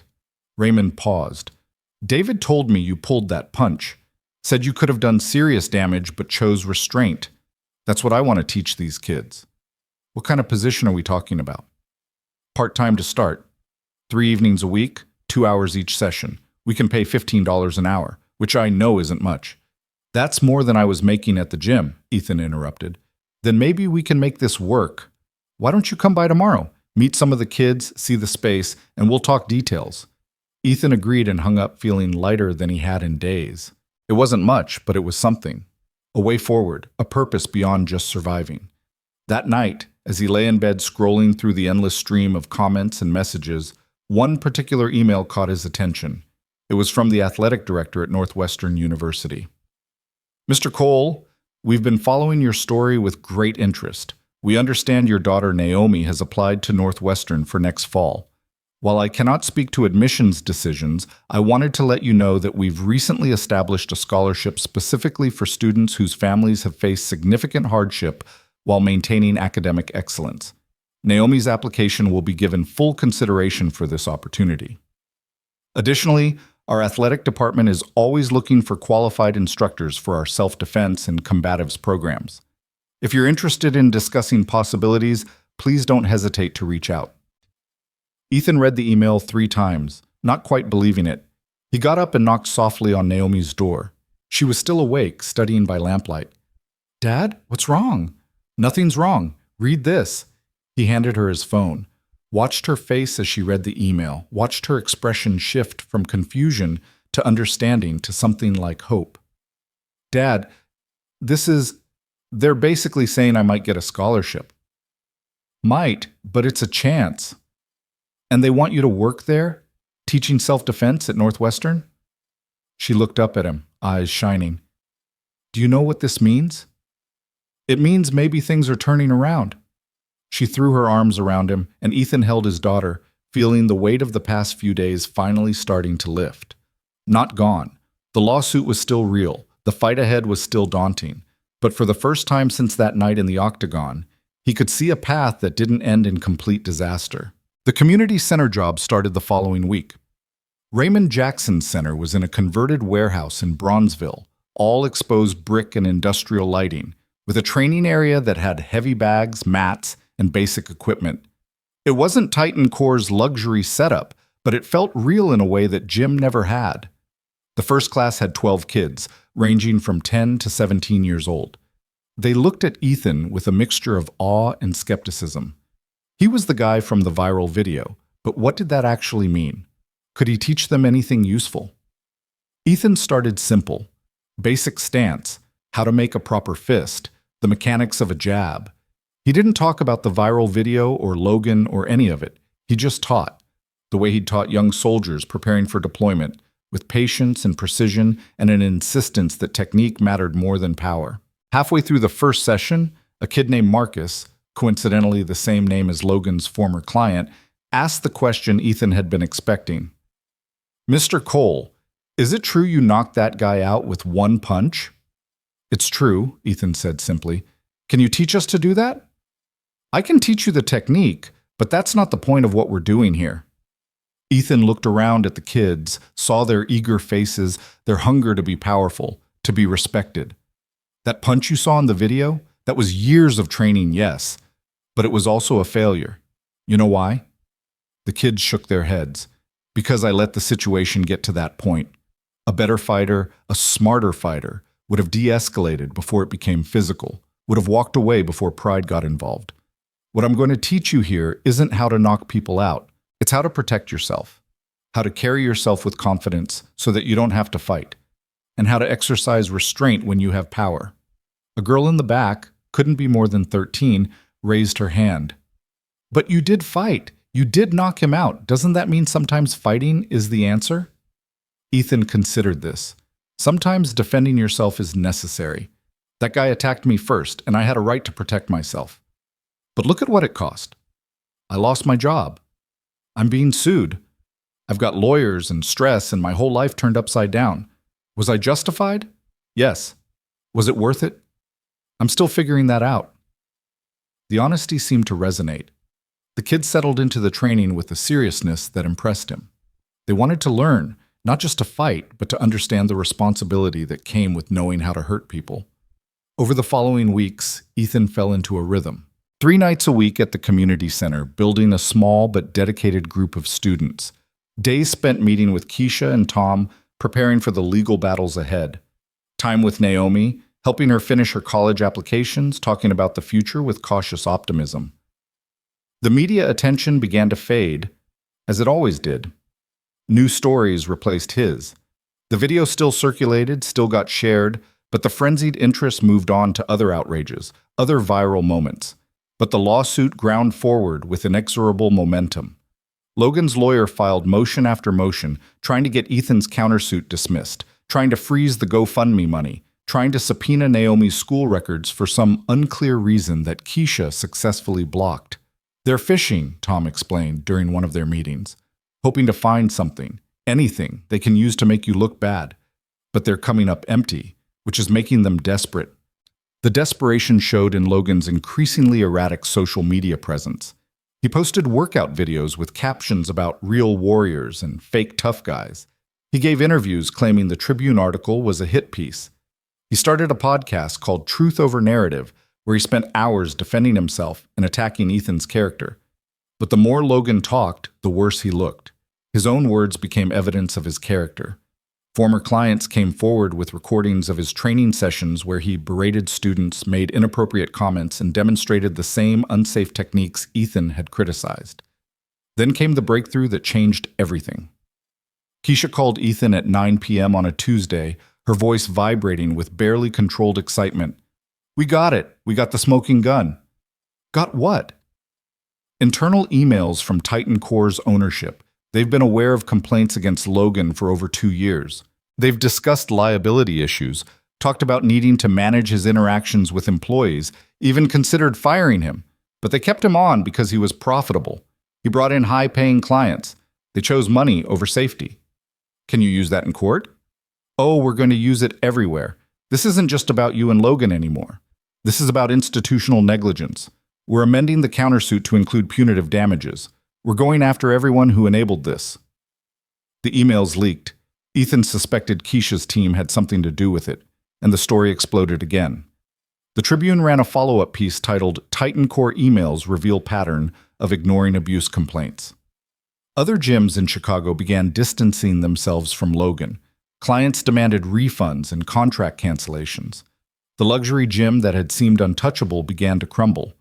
3 weeks before the scheduled trial date, Logan's lawyer requested a settlement conference. They met in a neutral conference room downtown. Ethan and his legal team on one side of a massive table, Logan and his representatives on the other. Logan looked diminished somehow, his usual swagger replaced by tight-lipped tension. His lawyer, Charles Whitmore, was exactly what Ethan expected. Expensive suit, practiced smile, the kind of confidence that came from usually winning.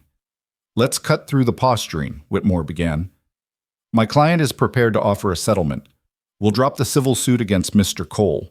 In exchange, you drop the countersuit, sign a mutual non-disclosure agreement, and we all move forward."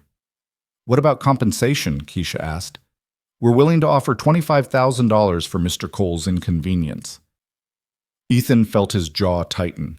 8 months of harassment, a lost job, weeks of legal stress, his daughter's anxiety, his reputation attacked nationally, and they were offering $25,000 to make it all disappear quietly. "That's insulting," Tom said before Ethan could respond.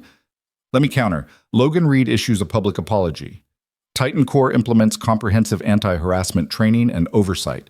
Mr. Cole receives $200,000 in damages and no non-disclosure agreement. The public has a right to know what happened." Whitmore laughed. "That's completely unreasonable. My client did nothing wrong.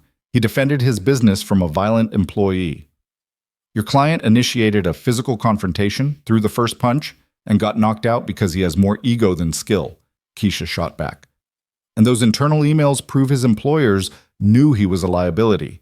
If this goes to trial, you're going to lose, and you know it." "If this goes to trial," Whitmore said, his voice hardening, "we will destroy Mr. Cole's reputation. We'll make him look like an opportunist using a viral video to extort money. We'll dig into every aspect of his life until we find something that makes a jury question his character." "Good luck with that," Tom said. "The man's a decorated veteran and single father who endured months of documented harassment. What exactly are you going to find that's more damaging than Logan's own emails and social media history?" The settlement conference lasted 4 hours.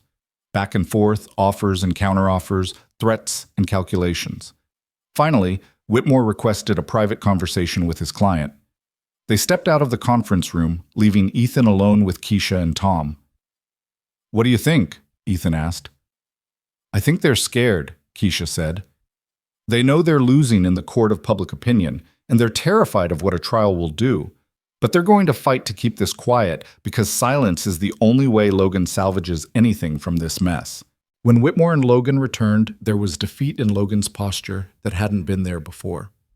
"Final offer," Whitmore said. $150,000 settlement. Logan issues a statement acknowledging that the confrontation resulted from mutual escalation and that both parties bear some responsibility. Titan Corps implements new training protocols, but we need the non-disclosure agreement. That's non-negotiable. Keisha looked at Ethan. "Your call." Ethan thought about it. $150,000 would change his life. It would cover Naomi's college expenses even without a scholarship. It would give them security, breathing room, a foundation to build on. All he had to do was agree to never talk about what happened, to let Logan save face with a both sides narrative that erased the truth of 8 months of abuse. He thought about the kids at the community center who needed to understand that standing up for yourself mattered. He thought about all the other invisible people working jobs where they were treated as less than human. He thought about his daughter who'd watched him choose dignity over safety, truth over comfort. "No," Ethan said quietly. Whitmore blinked. "No? No non-disclosure agreement. If Logan wants to settle, he apologizes publicly and truthfully. He admits he created a hostile work environment, that he initiated the physical confrontation, and that I was defending myself. Titan Corps pays $175,000 and implements real oversight with a third-party auditor. Those are my terms." "That's not going to happen," Logan spoke for the first time, his voice tight with rage. "I'm not going to publicly humiliate myself because you couldn't handle some tough coaching." Ethan met his eyes. "Then we'll see you in court, and we'll let a jury decide who's telling the truth." The settlement conference ended without agreement. As they left the building, Tom clapped Ethan on the shoulder. "That took guts. You just turned down life-changing money." "I turned down money that came with strings attached," Ethan corrected. "Big difference." But that night, alone in his apartment, he wondered if he'd made the right choice. $150,000 would have solved so many problems. And now he was gambling on a trial, gambling that 12 strangers would see things his way, gambling his daughter's future on principle. His phone rang. It was Naomi calling from the library where she'd been studying. "Dad, I just heard from my friend whose mom works at a law firm. She said you turned down the settlement. Is that true?" "Yeah, it's true." There was a pause, then Naomi's voice, fierce and proud. "Good. Don't you dare let that asshole buy your silence. You teach those kids at the center that standing up matters. You need to live that too." Ethan felt his throat tighten. "When did you get so wise?" "I had a good teacher." She paused. "I love you, Dad. And I'm proud of you. Whatever happens, I'm proud." After they hung up, Ethan sat in the dark, watching the city lights through his window, and felt something settle in his chest. He'd made the right choice. Not the easy choice, not the safe choice, but the right one. The trial was set for January 15th. Ethan had 6 weeks to prepare, 6 weeks to face the reality that he was about to go to war with someone who had every advantage except the truth. But sometimes, he was learning, the truth was enough. The weeks leading up to trial moved with strange velocity, simultaneously too fast and too slow. Ethan spent his days in preparation sessions with Keisha and Tom, reviewing testimony, practicing responses to hostile questions, watching the security footage so many times he could close his eyes and see every frame. The nights belonged to the community center, to teaching kids how to stand without aggression, how to move with purpose, how to protect themselves while maintaining their humanity. Marcus, the teenage Marcus from his class, not Logan's former client, had become something of a leader among the students. He was 15, tall and skinny, with quick hands and quicker intelligence. After one session, he lingered while the other kids filtered out. "Mr. Cole, can I ask you something?" "Of course." "Are you scared about the trial?" Ethan considered lying, giving the confident answer an instructor was supposed to give. But these kids deserved honesty. "Yeah, I'm scared. Scared of losing, scared of what it'll cost even if I win, scared that standing up for myself might have been the wrong choice." Marcus nodded slowly. My mom said you were brave for turning down that settlement money. Said most people would have taken it and disappeared. Your mom might be giving me too much credit. Brave and stupid sometimes look the same. I don't think so. Marcus picked up his backpack, slinging it over one shoulder. I got jumped last year. 3 guys from a different neighborhood. They wanted my phone, my shoes, whatever. And I just gave it to them because I was scared and didn't know what else to do. I felt like a coward for months. You survived. That's not cowardice. That's intelligence. Maybe. But watching you, seeing someone actually fight back when they're supposed to just take it, it made me think maybe I don't have to be invisible forever. Maybe there's a way to stand up without getting destroyed. He met Ethan's eyes. So I hope you win, Mr. Cole. Not just for you. For all of us who need to see that it's possible. After Marcus left, Ethan sat alone in the empty training space, feeling the weight of what this trial had become. It wasn't just about him and Logan anymore. It had turned into something bigger, something symbolic that he'd never asked for but couldn't walk away from. Christmas came and went quietly. Ethan and Naomi exchanged modest gifts. He got her a Northwestern sweatshirt, optimistic faith in the future wrapped in cotton and school colors. She got him new hand wraps for training, practical love. They ate takeout Chinese food and watched old movies and didn't talk about the trial looming in 3 weeks. The day after Christmas, Ethan received an unexpected visitor at the community center. He was setting up for an evening class when Raymond Jackson appeared with a man Ethan didn't recognize. Late 60s, white, with the weathered face of someone who'd lived hard and made peace with it. Ethan, this is Frank Castellano, Raymond said. He's got something you need to hear. Frank extended his hand. His grip was firm, calloused. Mr. Cole, I appreciate you taking the time. I know you've got that trial coming up, and I wanted to talk to you before it starts. About what? About Logan Reed. I trained him. The air seemed to crystallize. Ethan gestured to the bench along the wall, and they sat. Frank looked around the training space with the evaluating eye of someone who'd spent decades in gyms. This is a good setup, honest. Not like that luxury bullshit Logan's peddling. Frank leaned forward, elbows on knees. I ran a boxing gym on the South Side for 32 years.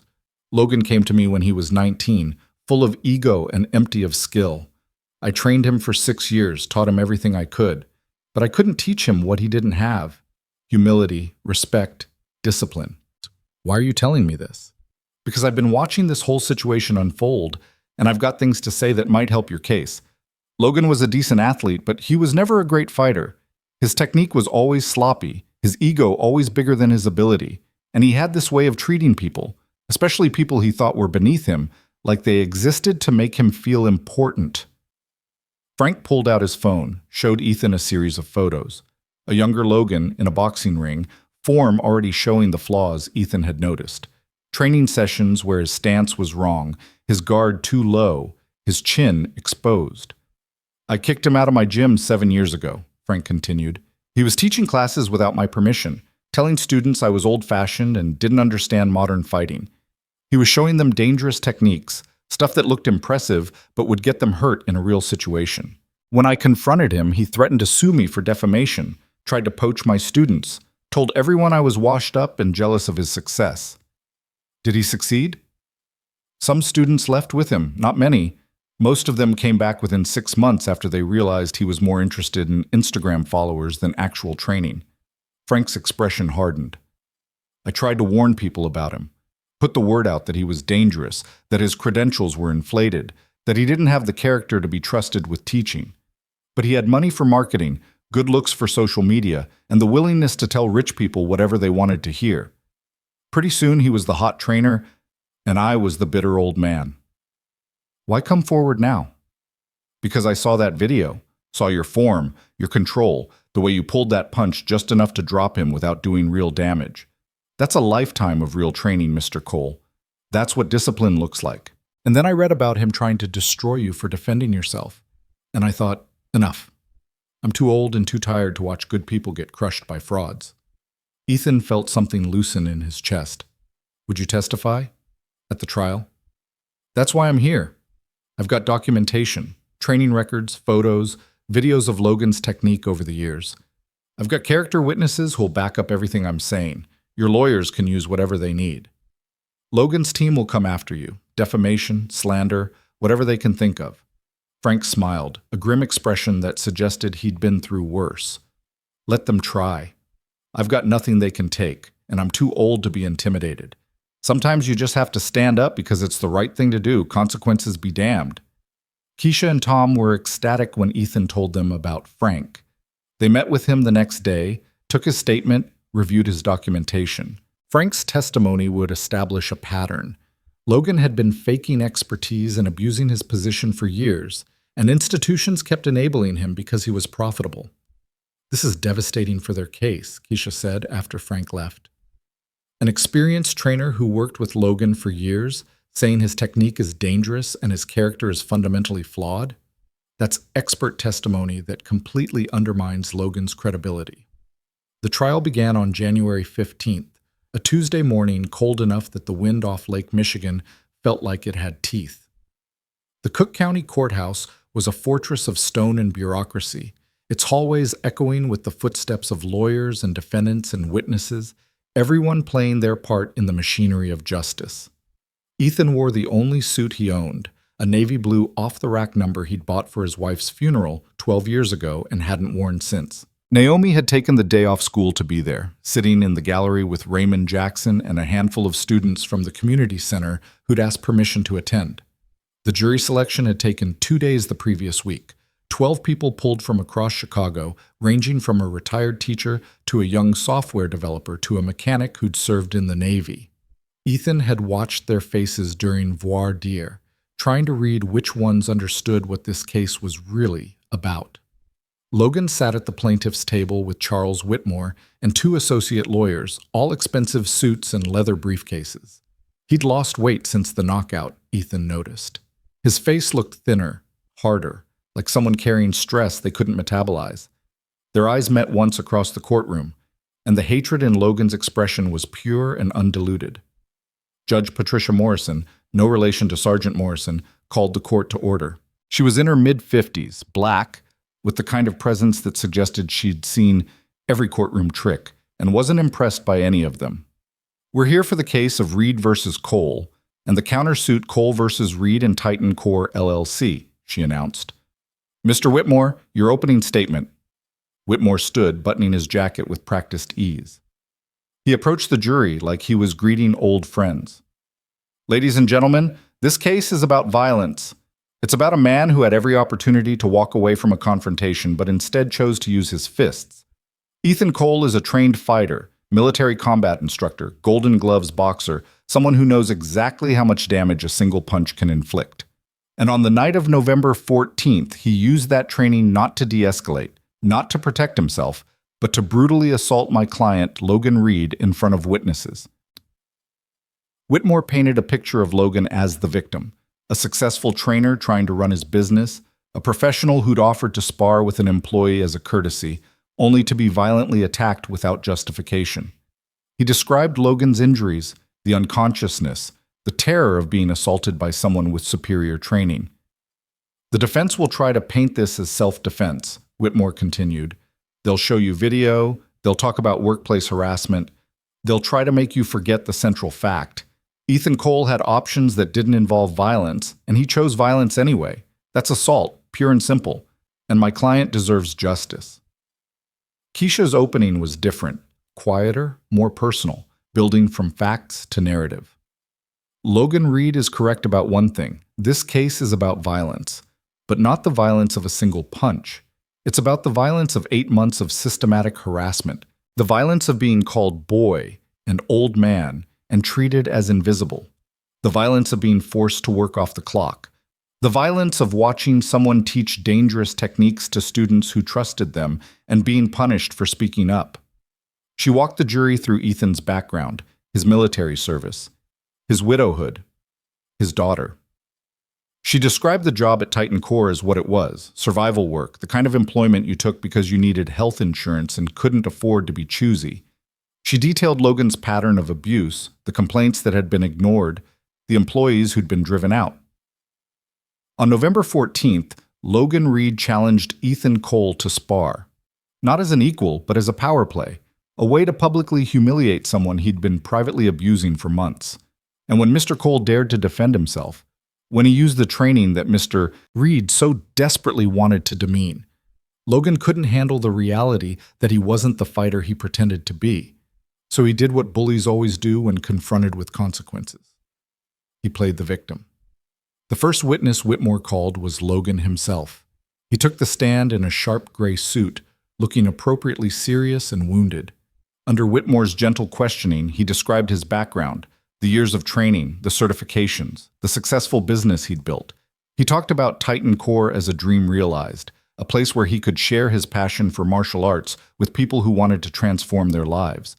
"And how would you describe your relationship with Ethan Cole before the incident?" Whitmore asked. "Cordial but distant," Logan said, his voice measured. "He was the night janitor. We didn't interact much, but when we did, I was always respectful and professional." Ethan felt Naomi tense beside him in the gallery. Even from across the courtroom, the lie was so blatant it felt like an insult to everyone's intelligence.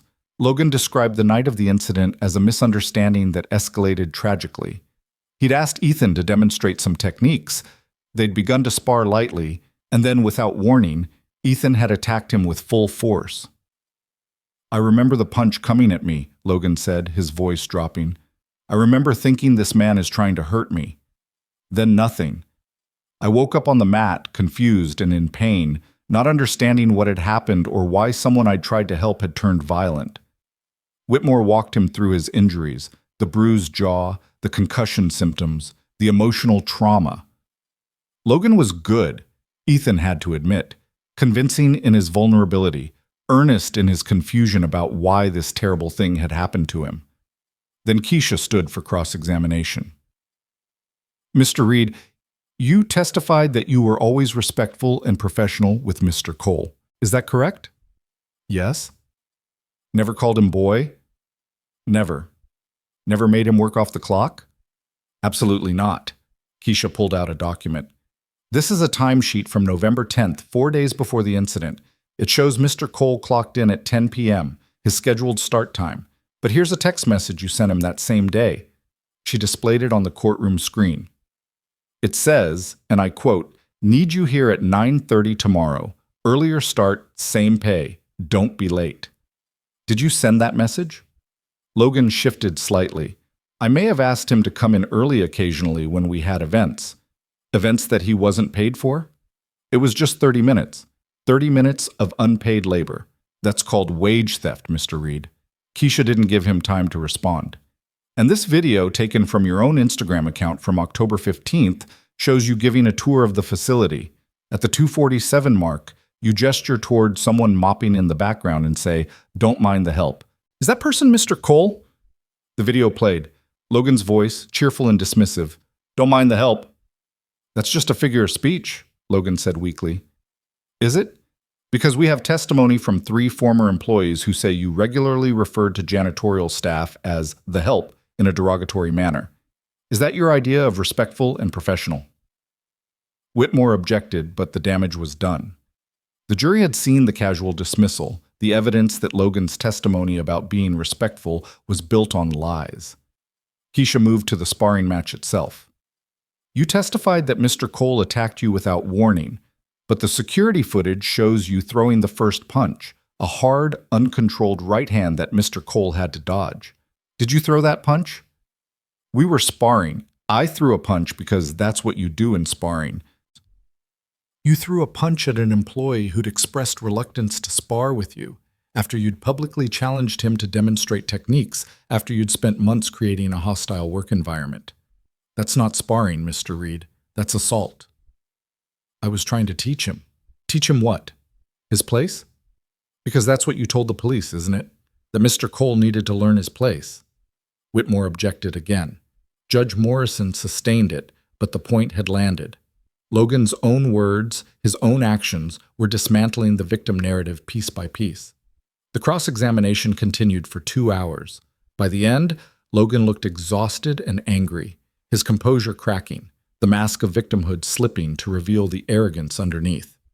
The next day, Keisha called her witnesses. Marcus Hoffman, the hedge fund manager who'd been there that night, testified about what he'd actually seen: Logan's aggression, Ethan's restraint, the clear self-defense. He was a good witness, credible and detailed, and Whitmore's attempts to paint him as biased fell flat. Then came the former Titan Core employees.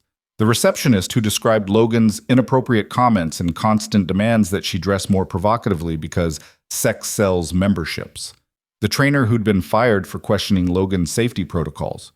The supervisor of the cleaning crew who had documentation of Logan's verbal abuse spanning 18 months. Each testimony added another layer to the picture of systematic misconduct. Not isolated incidents, but a pattern. Not misunderstandings, but deliberate choices to demean, control, and exploit. On the third day, Frank Castellano took the stand.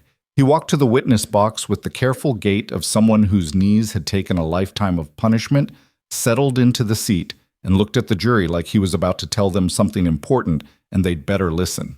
Under Keisha's questioning, Frank established his credentials: 32 years running a boxing gym, training multiple Golden Gloves champions, working with professional fighters. Then he talked about training Logan. He had potential as an athlete, Frank said. Good reflexes, decent conditioning, but his technique was always flawed. He wanted to look good more than he wanted to be effective. And when I tried to correct him, he'd argue, tell me I was old-fashioned, that he knew better because he'd watched YouTube videos or UFC fights. Did you observe the security footage of the incident between Mr. Cole and Mr. Reed? I did, multiple times. What did you observe about their respective techniques? Frank leaned forward, his voice taking on the authority of experience. Mr. Cole's technique was nearly perfect. His stance, his footwork, his defensive movement, the punch itself, all textbook, clean, controlled, precise. He had the form of someone with decades of proper training.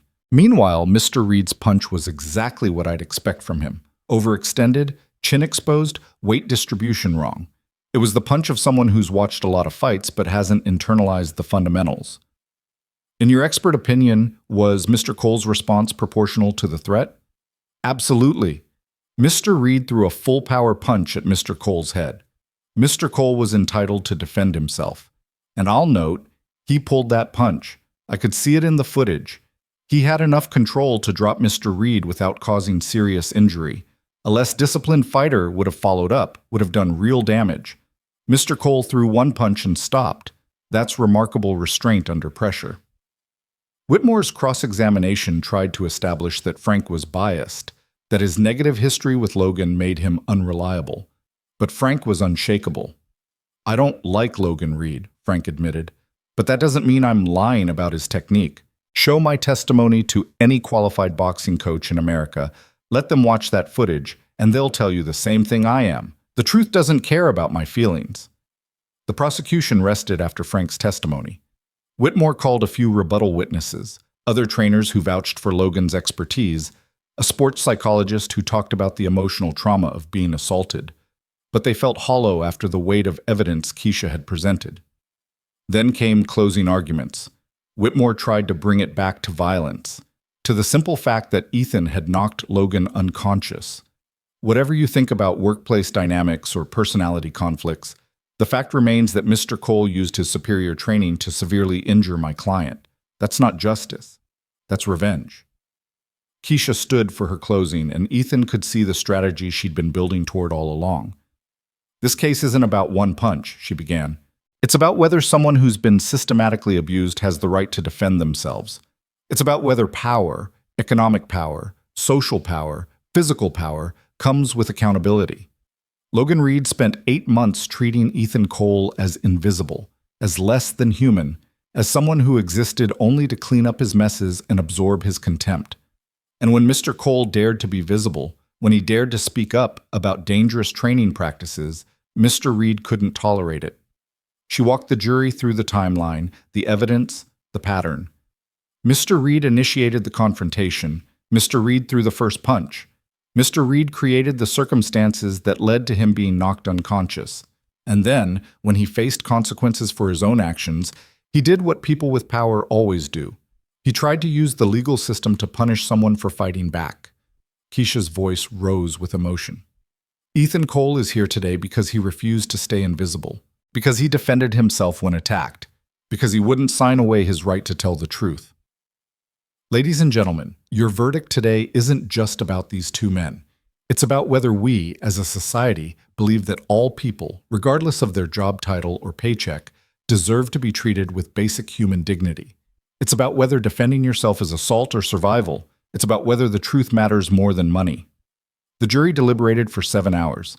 Ethan sat in a small conference room with Keisha and Tom, unable to eat, unable to focus on anything except the clock. Naomi held his hand. Raymond Jackson brought coffee nobody drank. The students from the community center waited in the hallway, checking their phones, whispering to each other. At 4:47 p.m., the bailiff announced that the jury had reached a verdict. They filed back into the courtroom. Ethan's heart was hammering so hard he was sure everyone could hear it. The jury foreman, the retired teacher, a black woman in her 60s, stood when Judge Morrison asked if they'd reached a decision. "We have, Your Honor. On the claim of assault and battery filed by Logan Reed against Ethan Cole, how do you find?" "We find for the defendant, Ethan Cole, not liable." Ethan felt Keisha grip his arm, one down. "On the counterclaim of wrongful termination filed by Ethan Cole against Logan Reed and Titan Core, LLC, how do you find?" "We find for the plaintiff, Logan Reed and Titan Core are liable for wrongful termination." "And have you calculated damages?" "We have. We award Ethan Cole $175,000 in compensatory damages and an additional $200,000 in punitive damages from Titan Core LLC for willful misconduct." The courtroom erupted. The students cheered before the bailiff hushed them. Naomi was crying. Keisha was smiling wider than Ethan had ever seen. Across the aisle, Logan had gone pale, his jaw clenched so tight it looked painful. Judge Morrison banged her gavel. "Order, I'll have order." When the room quieted, she looked at Logan and the Titan Core representatives. "The jury has spoken. Additionally, I'm ordering that all complaints filed against Titan Core over the past 3 years be reinvestigated by the city, with full cooperation from the defendants. This court is adjourned." Outside the courthouse, reporters swarmed. Ethan stood on the steps with Keisha and Tom, microphones thrust toward them, questions coming from every direction. "Mr. Cole, how does it feel to win?" "Mr. Cole, what message does this send?"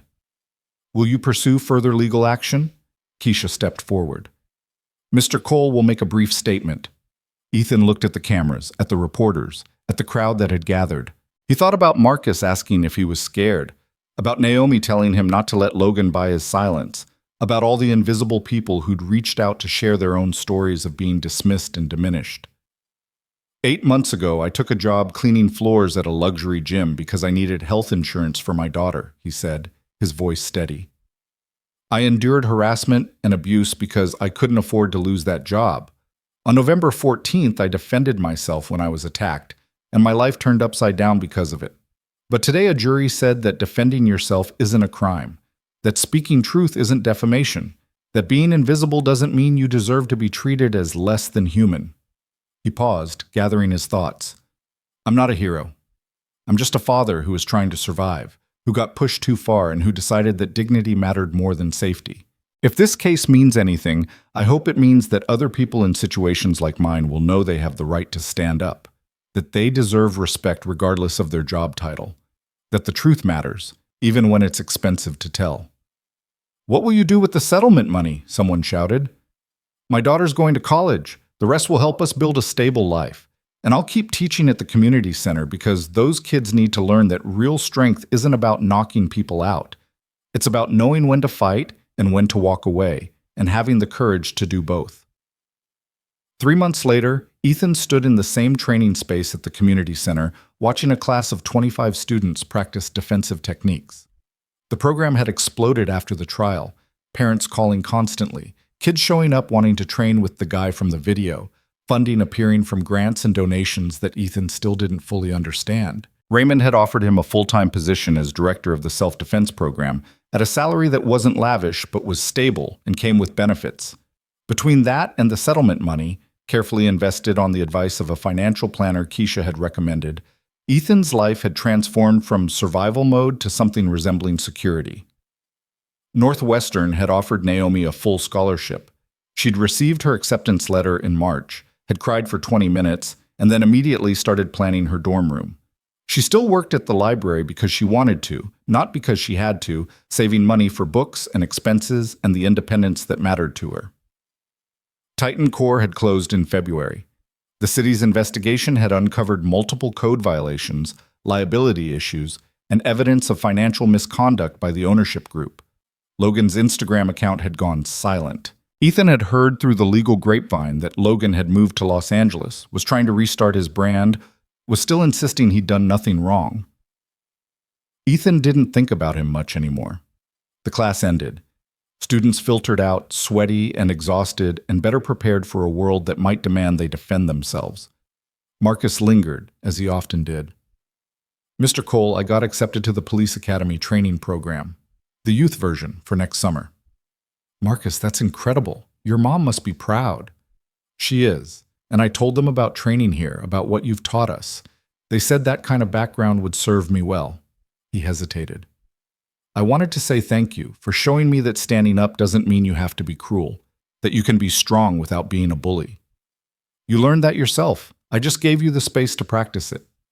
After Marcus left, Ethan locked up the center and drove home through the spring evening. Chicago was coming back to life after the winter. Trees budding, people walking without hunching against the cold. He pulled into his apartment complex, climbed the familiar stairs, opened the door to find Naomi cooking dinner.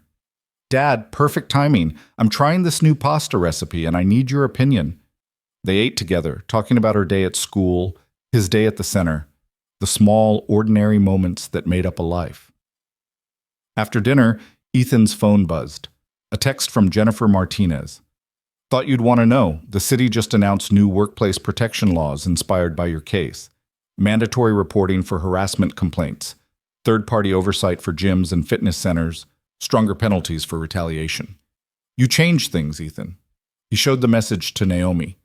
She smiled, that fierce, proud smile that reminded him so much of her mother. "You know what this means?" she said. "What?" "It means you weren't invisible after all. You mattered. You always mattered." Ethan felt something release in his chest, some knot of tension he'd been carrying for so long he'd forgotten it was there. She was right. He'd mattered. Not because of a viral video or a lawsuit or a settlement, but because he'd insisted on being seen, on being treated as fully human, even when it cost him everything. That night, lying in bed, Ethan thought about the journey from that moment in the octagon to here. The fear, the uncertainty, the times he'd wondered if fighting back had been worth it. He thought about all the people who'd reached out, the janitors and servers and delivery drivers and home health aides, all the invisible workers who told him they felt seen for the first time because someone like them had stood up and won. He thought about his students, learning not just how to throw punches, but how to carry themselves with quiet confidence. He thought about Naomi, heading off to Northwestern in the fall, unburdened by the financial stress that had shadowed her childhood. He thought about Logan Reed, somewhere in Los Angeles, probably still convinced he was the victim, still unable to understand that respect can't be demanded, only earned. And he thought about that single punch, the one that had ended a fight and started a war and ultimately changed his life. It had been technically perfect, a lifetime of training compressed into one explosive moment, but the real victory hadn't been the knockout. It had been everything that came after, the choice to tell the truth, the refusal to disappear, the insistence that dignity mattered more than comfort. Ethan closed his eyes, feeling the weight of the day settle into his bones. Tomorrow, he'd teach another class.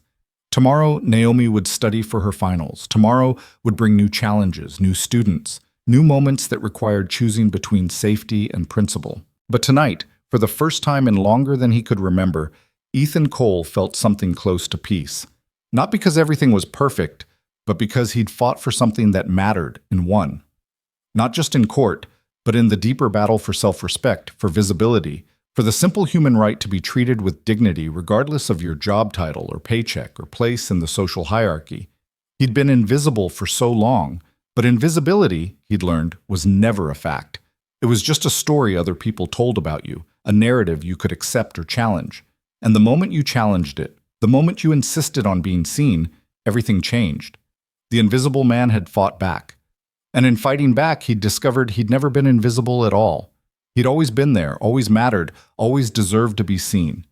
It had just taken one perfect punch, thrown in self-defense, to make the rest of the world finally look.